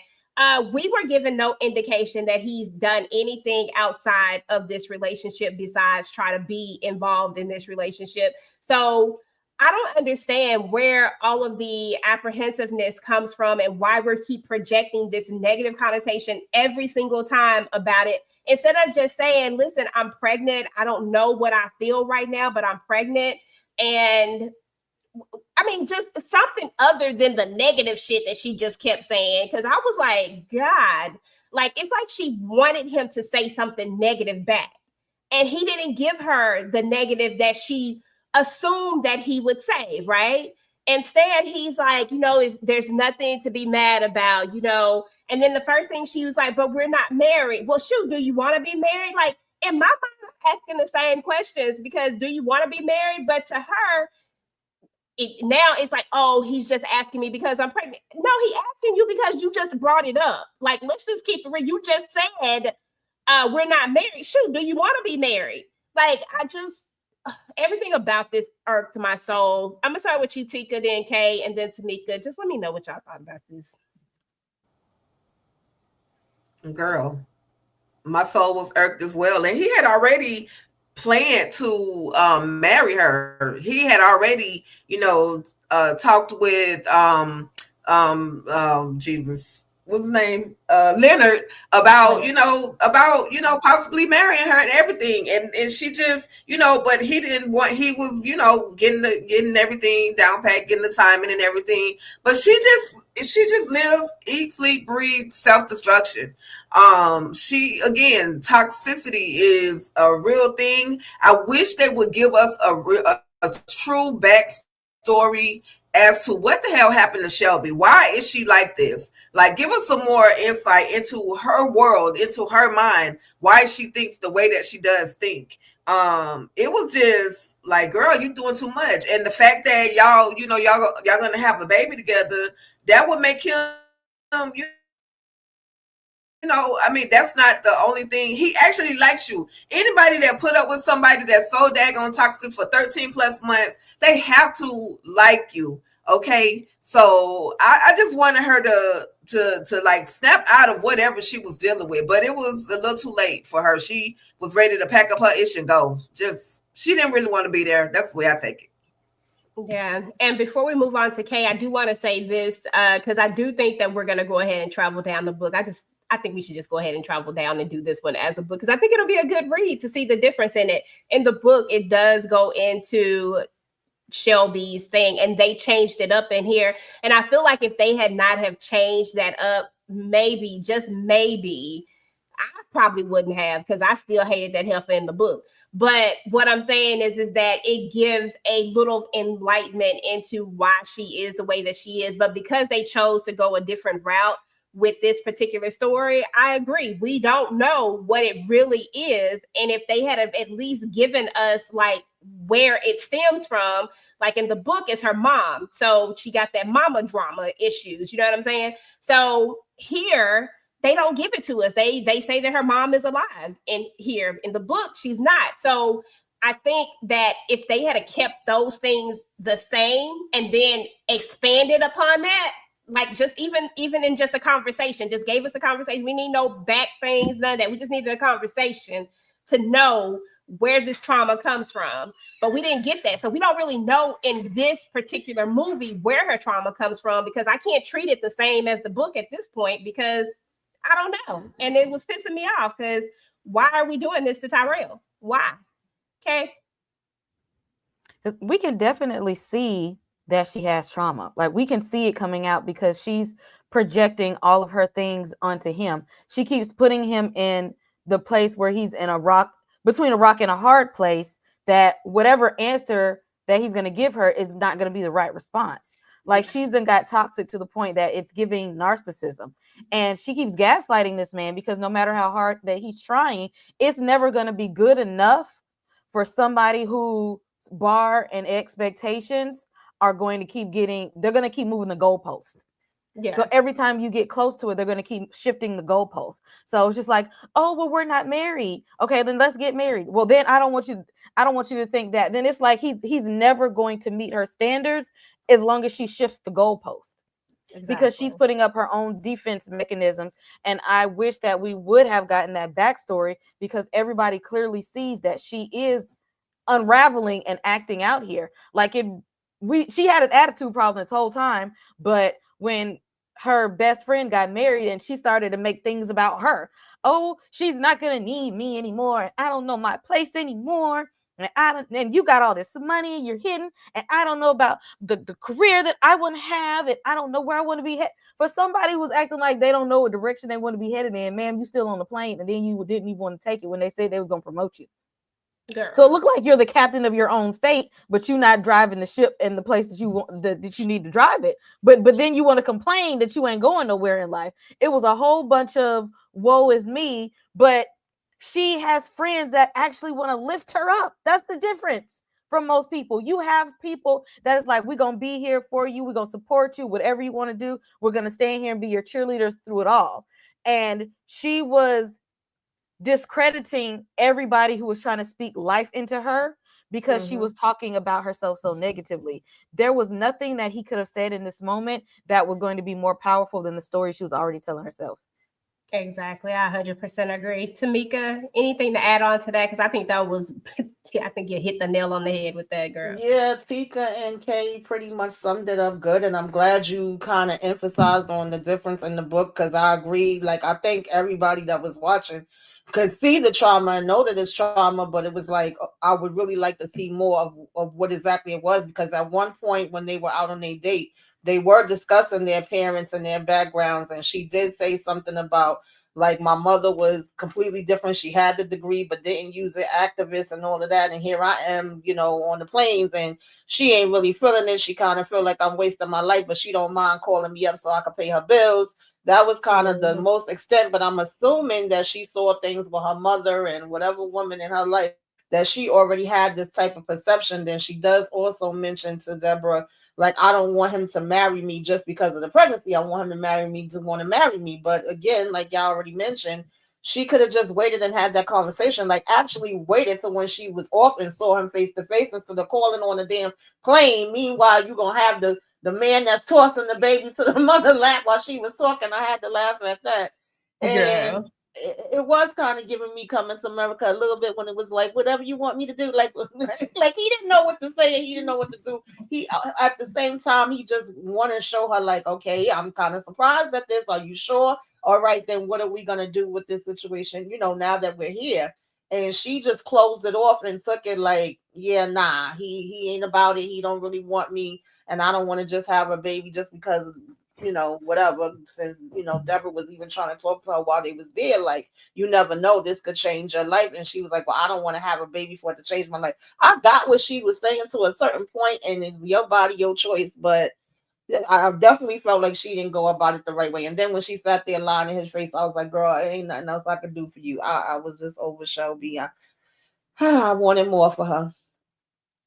Yep, and we're going to run right on into those conversations right there, which is the next one up. We get to the clinic. She's telling her, I don't know if he's going to stay. Just all these things, right? All these fears that she has. And I'm not down or denigrating her fears in any kind of way. I'm not doing that because we all have our fears about something. The problem with Shelby is that this man has never showed you that. He's never showed you that this entire time. It would be different if he was flaky and any of the things, and then I would understand that, right? Like, I could understand where we would come up with this, but he's never showed us this. And this man has still been here, like Tika, so like she pointed out earlier, this man done stayed here for 13 months with her, okay? That's saying a lot. That means this man really, really likes her, right? We learned that he did have a ring and that he was going to ask her to marry him, right? And that this has been a thought for him, right? And now we got Deborah over here at the clinic out here trying to, as Candy say, she's trying to go to the chop shop, right? And then we get his old ex who sees her there, of course, when she's popping out of the thing. And then I did have an issue with, this is where I remember earlier I told you I had an issue with the way that some of the things were written. This is where my issue comes in at. So we get back over here, and after we done told him this, we've cried and all this stuff. We get back over here, we get to the house, and we come in like there's nothing wrong. You're letting them kiss you. You just acting like it's a normal day. Oh yeah, by the way, never false alarm, yada yada yada. I'm not pregnant. You just told that man on the phone, I know how to take a pregnancy test. I said, girl, the way I'm petty, I sure would have brought that up if I'm him. Girl, you just told me on the phone you know how to take a pregnancy test. So why all of a sudden now you're not pregnant? Like, what was the whole purpose of going in here and saying this? And then if we had to let things progress, if Tyrell doesn't, if he just accepts this, y'all, if he accepts it and he just keeps planning out what he was planning out, because we know this is where he was planning to propose, right? If he just keeps going and he then proposes, do the baby just come back up? And am I supposed to just be okay with this? Okay, what the hell am I supposed to do with this? Is the baby just gonna come back up all of a sudden? Because we know, we can just jump to that. We know that she lied about it. According to this, she lied about it. She hasn't had the abortion yet. At this point, Misty Knight over here was giving me narcissism. Because number one, why didn't you read the room when you're around your friend? You're talking to your friend who is struggling with fertility issues, and you're trying to exterminate while she's sitting right there. Mm-hmm. Like, I know, like, if you don't want it, that you ain't gotta have. It's your body, your choice. But don't come complaining to somebody about something you got naturally and you're trying to exterminate because of your own issues to somebody who's been actively trying for months and crying over something that you are not appreciating what you just received here. Take that conversation to somebody else, not her. She might not be the right one. It was completely insensitive to her friend and her own struggles. Then you get there and then you lie to this man. You know what I got when I found out I was pregnant? Some prenatals. We went right to the health food store and got some prenatals. This man went and got dinner and flowers and a ring. He was ready to be right there and supportive. And you come in there talking about, oh, ain't no baby. Why did you lie? You know what that is? Narcissism is what that is. Because she didn't have to do that. Her whole thing was just to keep this man in a constant state of questioning what was going on. She had this man on pins and needles that whole time they was together. And I'm surprised that he didn't end up in therapy after dealing with her and her issues, because she didn't have to do all that. You didn't have to go flaunting your pregnancy in front of your infertile friend and then coming and telling this man who you just saw he got his hopes up thinking about, I'm ready to be a dad. Like, I can do this. We can have a family and all that. And then you come back and crush him for no reason at all. He's not toxic. He didn't cheat on you. He doesn't beat you. He's got money. He cleaned up. He washed dishes. He went and brought you flowers and stuff. And you still decided that I'm gonna do something mean and spiteful for no reason anyway. That lady is a narcissist. He should have ran. Girl, like, just imagine how that would feel for a second to tell this man a lie like this. And all I keep thinking is, what if he doesn't question it? If he doesn't question it, then he asks you to marry him, right? Because he's still gonna propose to her regardless, right? He's gonna do that. And then, but you're still pregnant. Like, are we finna then like make up this whole thing and all of a sudden be pregnant again? Like, or that would, I think she would have did that on purpose, because then that would have caused the rift. Because if he would have said, okay, that's fine, I still want to marry you anyway, and then a few months later she's like, oh yeah, I am pregnant for real. You see what I'm saying? Like, she was keeping him constantly on pins and needles, like he didn't know which way to swivel, because she kept throwing stuff out his way that just did not make sense, and she had an attitude every 5 minutes. She was really messing with his mind way too much, and it was completely unnecessary. He did the right thing when he said, I'm about to take this ring back and get my money. Okay, that part. Take it to she. Any thoughts just over all the drama that was happening? Well, if anybody needs an example of how to turn a good guy bad, just watch these moments with Shelby. It would. Kay said it perfectly, but yeah, it was just crazy. Even after all of that, oh, I got my cycle, all the lying, and just everything. Oh, you only want to marry me because of a baby, and like, girl, you in your head way too much. So he was like, F this. I can't. Well, we'll get to that part, but it was just too much. It was stressing me out. I was like, if I were in this situation, I would literally have to be on medication, because this is just too much. Girl, stressed us all out. Stressed me the hell out too. Tamika, did this stress you out, boo? Yeah, I was over it. As much as I wanted to try to understand, you can't make sense out of nonsense. And then for this, the audacity for me of her saying, you don't give me a reason to stay. Like, bitch, what?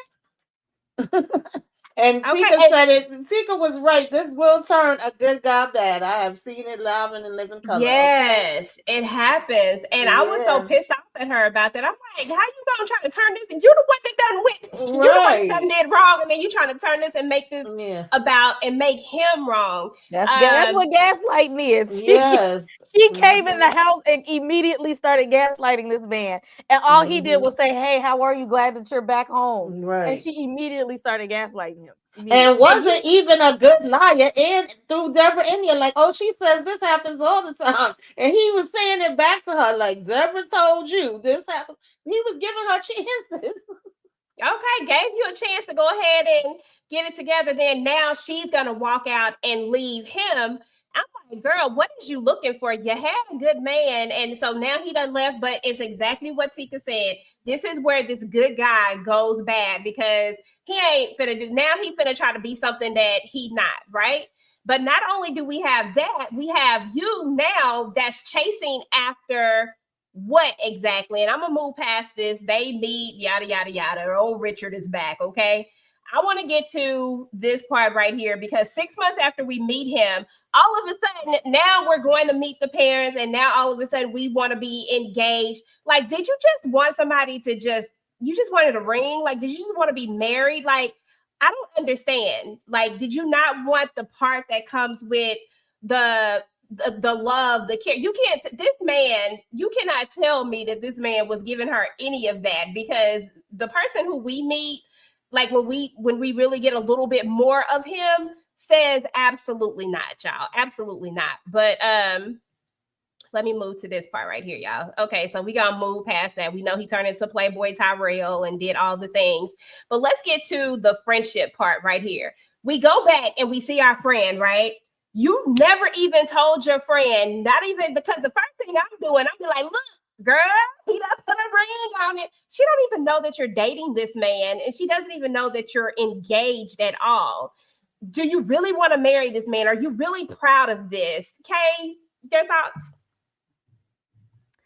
She came in here with the BS gaslighting already. First of all, you hid your ring. When you hide something, you know that it's something that you're not supposed to do. If you don't want people to know something, that's when you try to hide it because you're already shameful. Then when she told her that I'm seeing this guy, then engaged.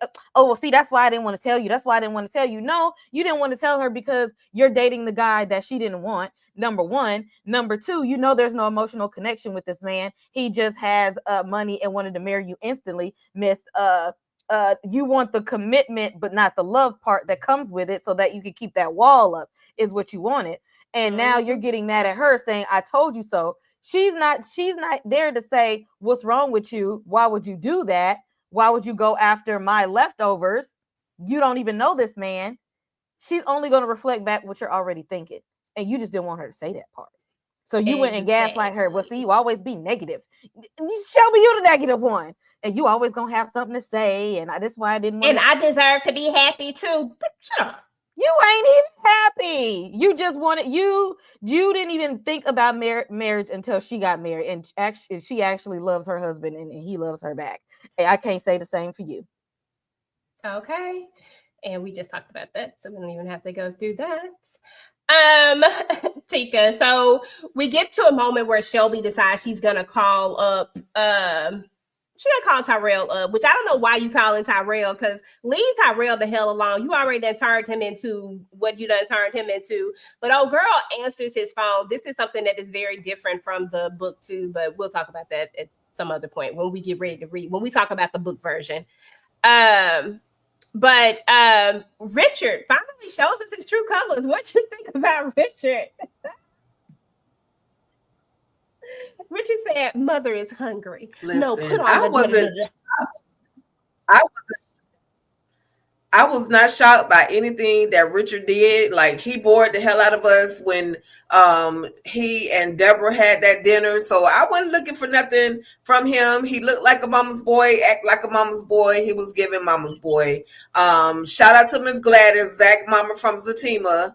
That portrays mama. I really, it didn't surprise me. He was a whole red flag when we first met him. And shout out to this chick that hung up on Shelby when she called, like, because he had her listed in the phone as her. And, because once upon a time she was her.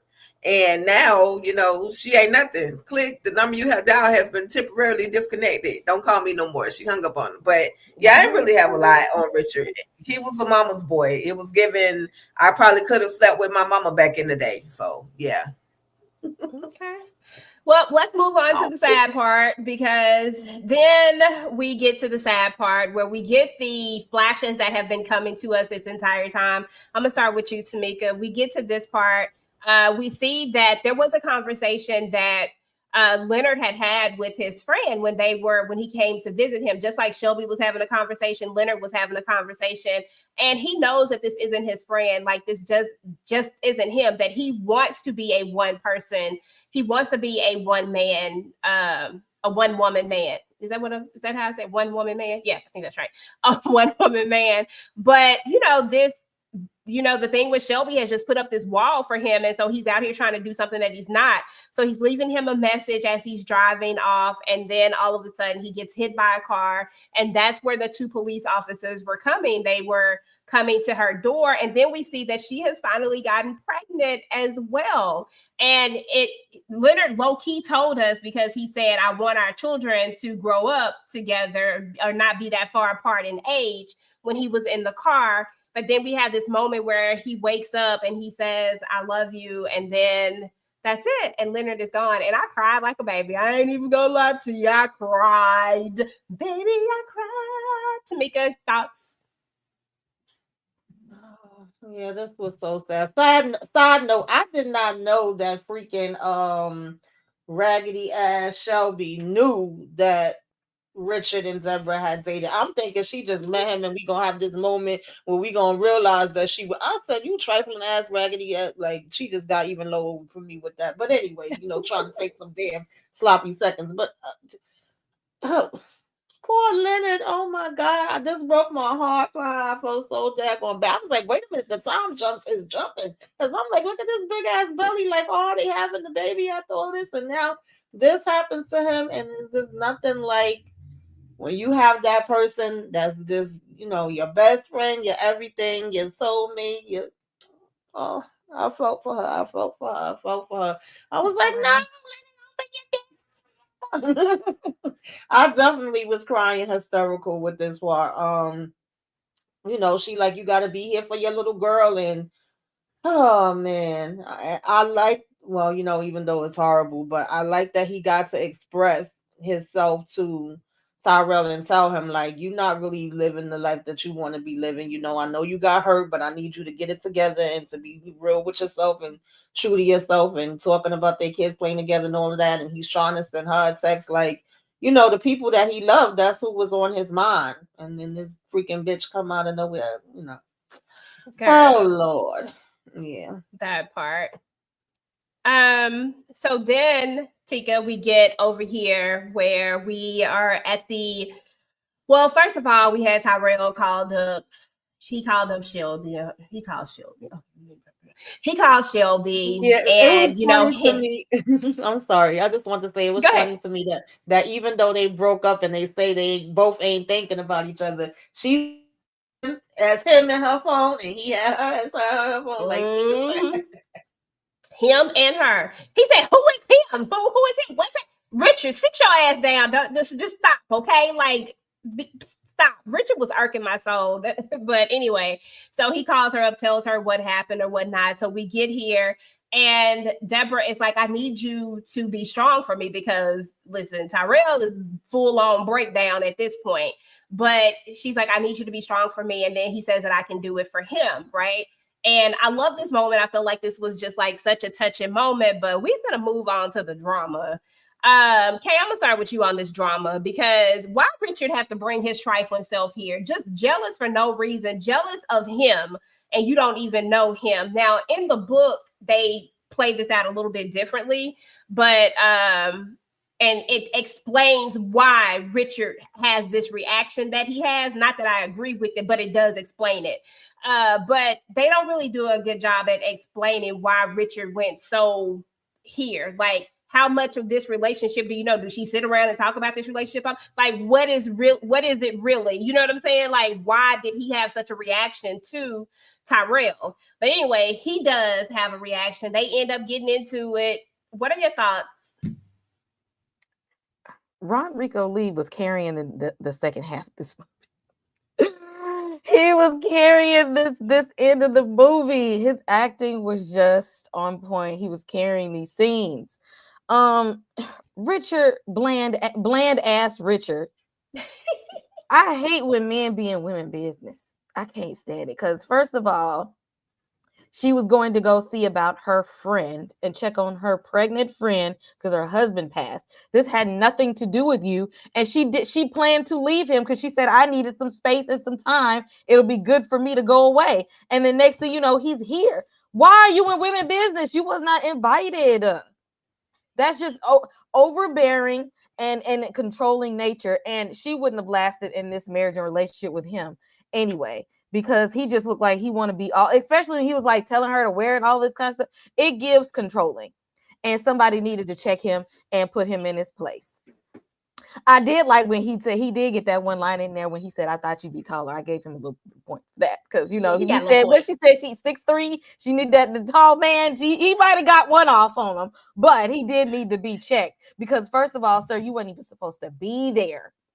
So I don't blame when Tyrell said, "I'm about to," he said, you know what I be thinking about. Those was fighting words though, because if Richard didn't swing on him, then I would call him a bitch. Okay, this is the part right here. Mama said she didn't have good taste. Shut up, boy. Nobody talking about your mama. Richard wanted all this smoke. Norman Bates ass. Just Richard wanted all the smoke. Oh my God, stuff was so funny to me. But anyway, I'm gonna go back to this one right here with you, Tika. Shelby is still out here lying, and it irritates the crap out of me, because we are at a moment where we are being vulnerable with each other. Me and my friend, we're talking, and she's brought me to the site where her husband has passed away, and she's sharing this with me. And there was a moment where they're talking, and she says, when she asked her, she was like, or was this before that? Oh, yeah, this was when, I can't remember exactly when it was. I think they were still in the car, but it was somewhere in this moment, right?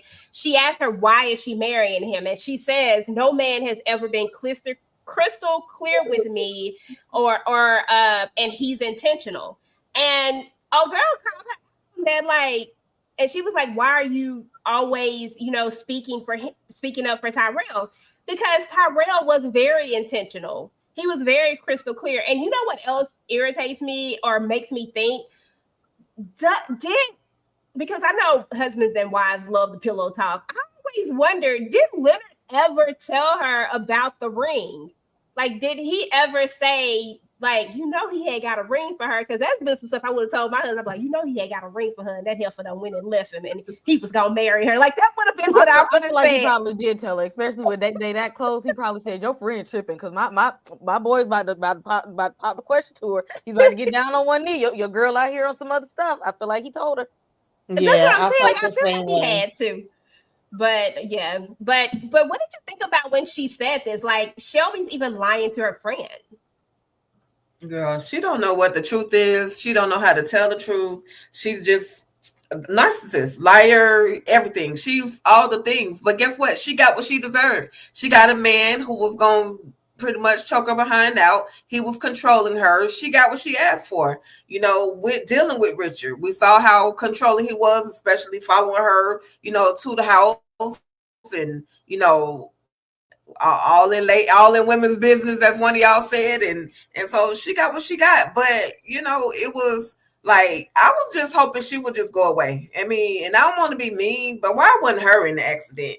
But not Leonard. Like, Leonard was a good guy. But anyway, that's all I got for Shelby. I ain't got no love. Sorry. And listen, I'm so glad that you said it, because Tika is the nice one. Nice, and I wanted to say that, but I said, you know what, I'm gonna leave it there. I ain't gonna say nothing. Thank you. Well, you took the wrong one. Can we get a do-over? Please take this one. Come get her. Okay. So that so that Leonard can go ahead and mourn, and not Leonard, so that Tyrell can go ahead and mourn and be done with it and just go on with his life and maybe find love. Maybe. But it was what it was. We had a moment where we get Tamika, where the young lady who unalived Leonard comes over and she says, "I'm sorry." Now, what I didn't like about this, I didn't like how they had Jasmine bring her over. It's definitely not like that in the book. But I didn't like how they had Jasmine bring her over. I thought that was so weird that Jasmine would bring her over there. I kind of got what was happening, but yeah, I don't know. I feel like I probably would have cussed her out too. I mean, she was better than me. She would have got cussed out. Baby, she would have got cussed out, tossed. Like, I didn't get why Jasmine was there either. That was weird to me. I don't know why y'all knocking at my damn door. Keep your sorry, shove it up your behind. Like, my husband is going, like, no, I don't want to talk to you. Why aren't you in jail? Why are you even here? I don't do Why white is tears. she here? Girl, You know. that part.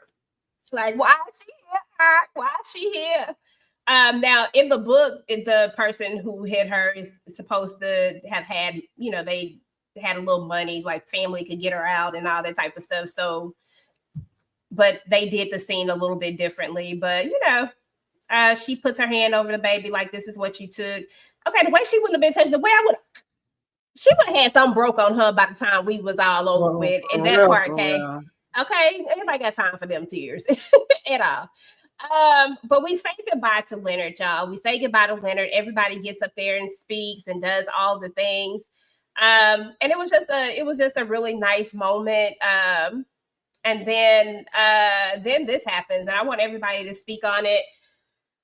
I'll start with you, Tika. These two decided that they just gonna talk it out, and then she tells him that she hadn't had the abortion. This is when we found out that she hadn't had the abortion. I mean, the AB. I don't know if they let you say that. She hadn't been to the chop shop when she had came to the house, which is why I was so upset.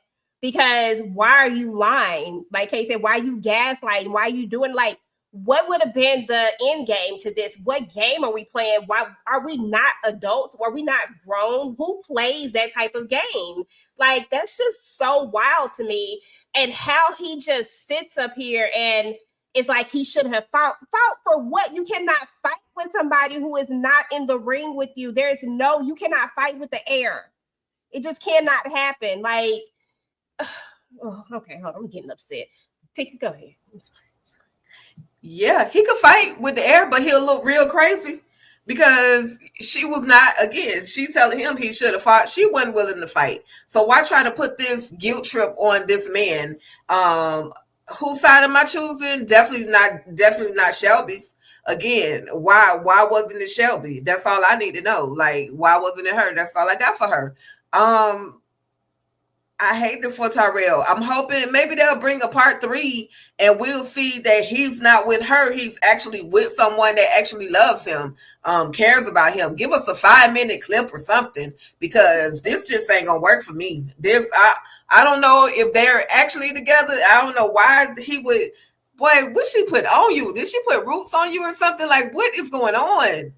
Anyway, I'm sorry. I didn't really have a whole lot for this moment. It was a beautiful moment though that they shared to send Leonard home. The people spoke on his behalf, that was beautiful. But yeah, they didn't need to move forward. The way Tyrell should have cussed her out in this moment just would have made my heart just so happy. I didn't care about them getting back together. As a matter of fact, they didn't need to be together. She is so toxic that she don't deserve this man. How you gonna lie to him about something that is so big and life-changing, and actually he was excited about something that you got him like to this point, and then just yanked it all away, then had the nerve to go and get engaged to somebody else because he chose you. He was intentional. Bro, he chose you every single day through the good, the bad, the ugly, and your lying, trifling. Hey, go ahead. Go ahead. I'm calm. Ass. Yes. Okay, I'm going to show my age right here. So I don't know if y'all remember I'm taking it all the way back to Sister. Remember when he was dating Tia on Sister, and she tried to leave him for Brian McKnight's trifling? Yes. Yeah. And then when she found out that man that was her teacher, and that man ain't want her because he had a wife, he had a woman, and she goes back to him, and it's just like, I mean, okay, so we good now. I was just I was tripping for a little bit, I was tripping, but me and you we locked in, right? And he was like, I'm glad you noticed, but I see you had to do what you had to do for you, so I'm about to do what I need to do for me. So I holla at you.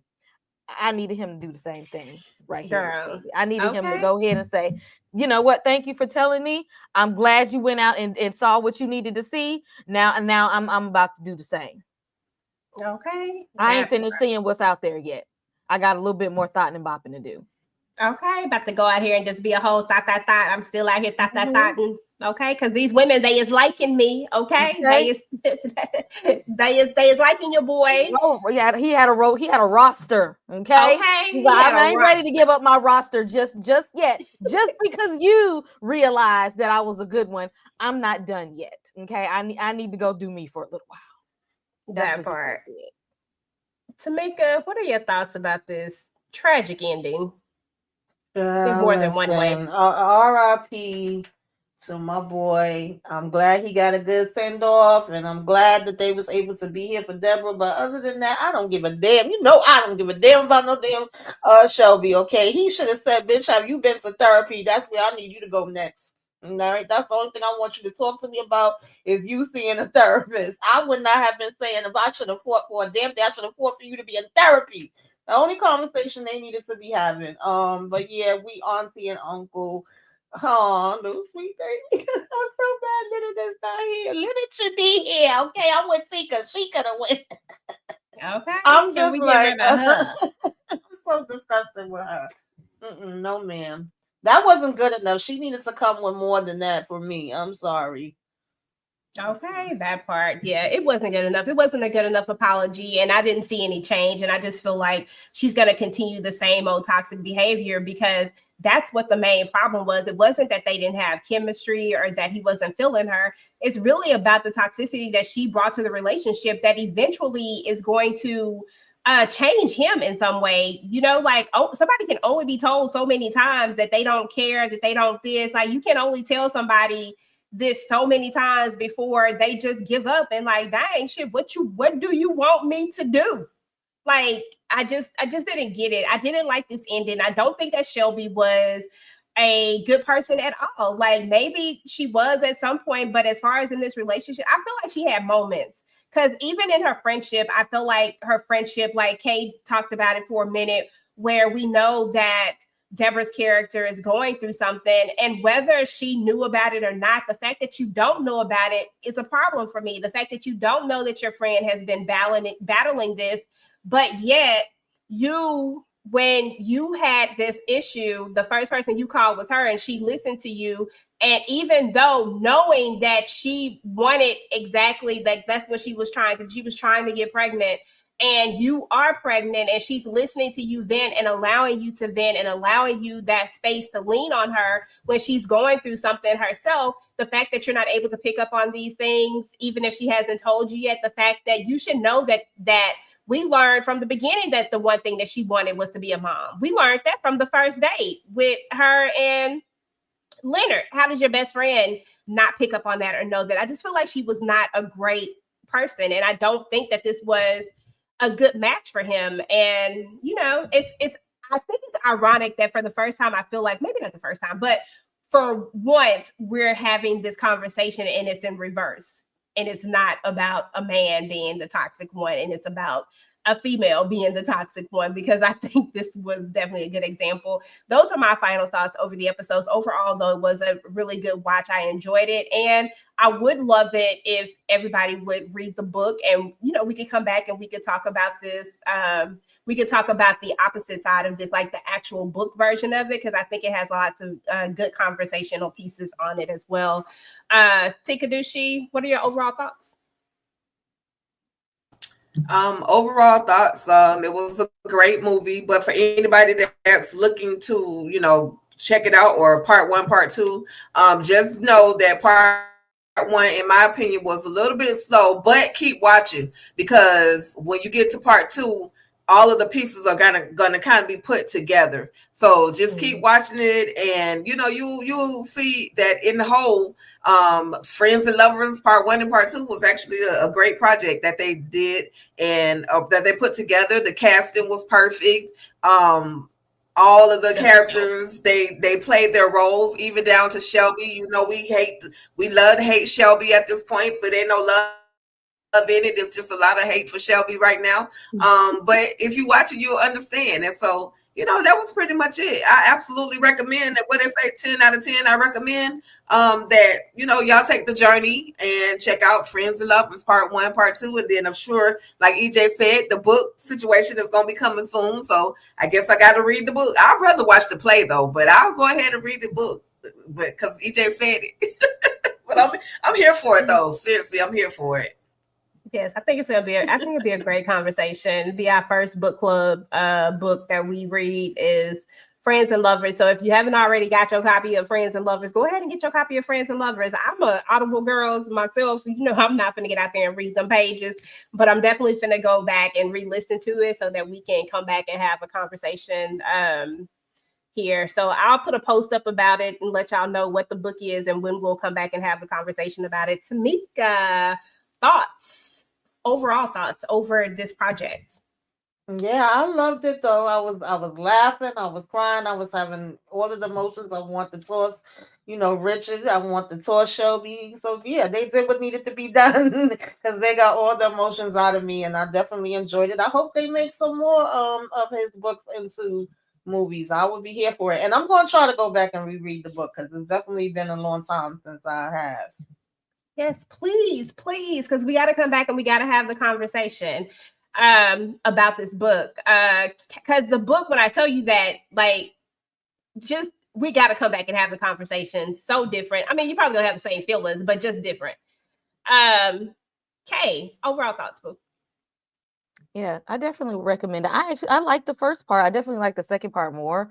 But I mean, like if I would have just watched the first part and that was it, I thoroughly enjoyed that as well because it gave us the dynamics of how these couples looked in their beginning dating stages and showing where all their insecurities and where all of their traumas started to come out at, and whether they were willing or not to grow out of those to be better people, or whether they were just going to sit in them and be toxic.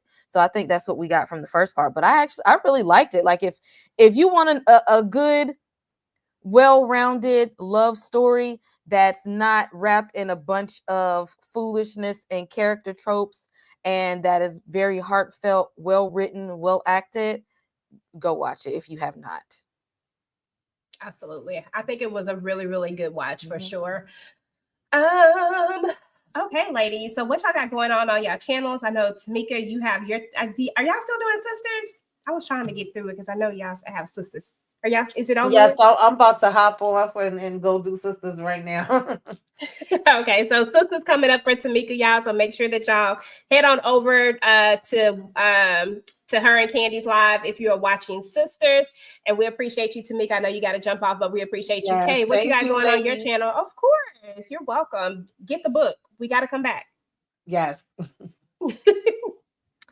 Let's see. Recapping Stranger Things season 5 starts next week. Recapping season 4 this week. The whole playlist of Stranger Things is there. So recap with us so you can be ready for season 5. Also tackling Welcome to Derry. And I will be hopping on for Force this week. Yes. Yay.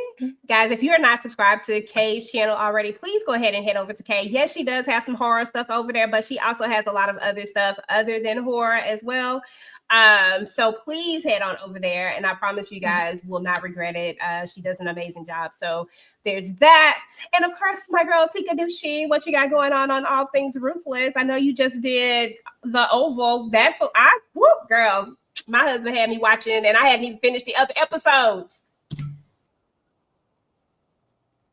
Well, you better catch up, y'all. Catch up, EJ. The Oval. I don't know what the hell happened with Tyler Perry. I don't know what they stuck in his arm to make him write better. This whole season for season 6, it has amped up all the way. It's on some whole other type of levels. It's worth watching. So that was my latest recap on All Things Ruthless. And I've just been doing, focusing on doing as much of the Oval that I could. And then, of course, I'll be back with the Talk That Talk side of everything. We'll be doing All's Fair tomorrow night, and then Force on Friday. And then I'll let EJ tell the rest of what we have going on, but that's pretty much it. And I'm enjoying doing both, managing to put out content for both, channels. And we also have the Instagram channels or the Instagram pages. So y'all can follow us at Talk That Talk Media on Instagram. You can also follow me at All Things Ruthless on Instagram, Tika for real or Tika Deshawn for real on TikTok, because I get over there and get silly sometimes. And then my regular page, Tika Deshawn. Sometimes I get confused and post stuff that's supposed to be on one page and it end up over there.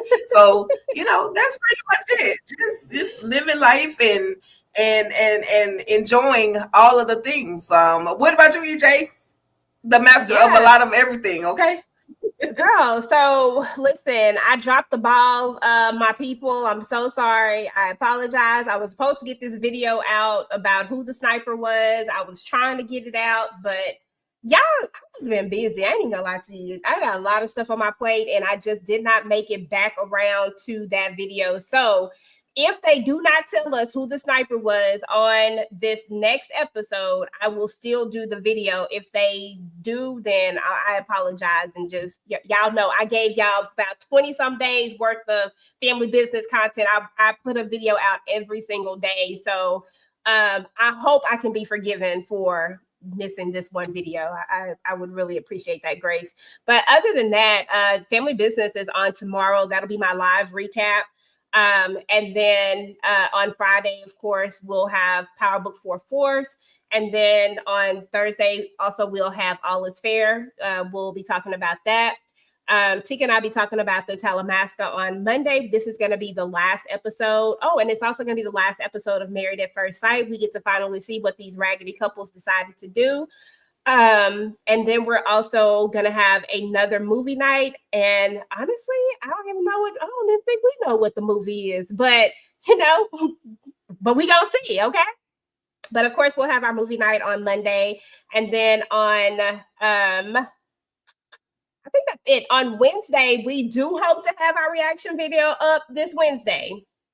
We did not get it up this week on purpose. We didn't put it up on purpose, but we are hoping to have it ready to go for next week. So that will be Welcome to Dairy, episode 3. And then Interview with a Vampire. I can't remember what episode it is, but we hope to have that one up as well. And then we have a review of Interview with the Vampire episodes 4 through 7. So we're trying to get through season 1, because all of season 2, we did nothing but reactions. But season 1, we kind of, we was just testing out the waters in season 1. So definitely look out for that. That should be coming up within the next week. If not that week, it'll probably go over into the following week, but those are the next few videos that we'll have out. So guys, we appreciate y'all so much for coming to hang out with us. We appreciate everybody who's been rocking with TDT, Talk That Talk. We appreciate y'all. We're trying to grow our channel over there. This is our collab channel, Tika and I. This is our baby, and we're having fun doing it. And it's been fun doing all the things and working with my girl and having all of our guests that are coming through. Like, we're excited about the guests that we have, and everything has been a vibe. Everything has been a great conversation. So hopefully we'll have more of those conversations. And we do have our Patreon, guys. If you like to see our full reactions, all of the foolishness that goes down in those reactions, then you can definitely head on over to Patreon and consider becoming a member over there. We actually put those out early. So actually our Welcome to Dairy stuff is already out over on Patreon. It's just not up on the YouTube channel yet. And then there's the Discord. Make sure you join the Discord. I try to get up in there, but sometimes I don't always get in there. But of course, if you guys were in there and you were talking, then I'm gonna be right there. So please come on and head over to Discord. We will be starting our book club up for sure. And I am pretty positive that the first book is going to be Friends and Lovers. So I'll post that and let you guys know when we'll travel back to do that live. I want to try to give everybody like a month to read the book. I know we probably don't need that long, but I do want to give everybody that time because I know everybody has stuff that they're doing. And then we'll come back. But the book club is a free book club if you just want to read books and talk about it with us and just, show up to the lives and stuff. So definitely come and hang out with us there. And then other than that, I think that's all we got going on. Again, we appreciate you guys. Thank you to everybody in the chat that came through. Again, if you're watching this on the replay, please make sure to drop down in the chat and say hashtag replay squad and let us know that you came through. Let us know what you thought about this whole entire Friends and Lovers. Let us know what you thought about Shelby. Did you feel the same way that all of the panel felt about Shelby, or were we missing something? Go ahead and let us know, and we will talk to you guys later. Peace.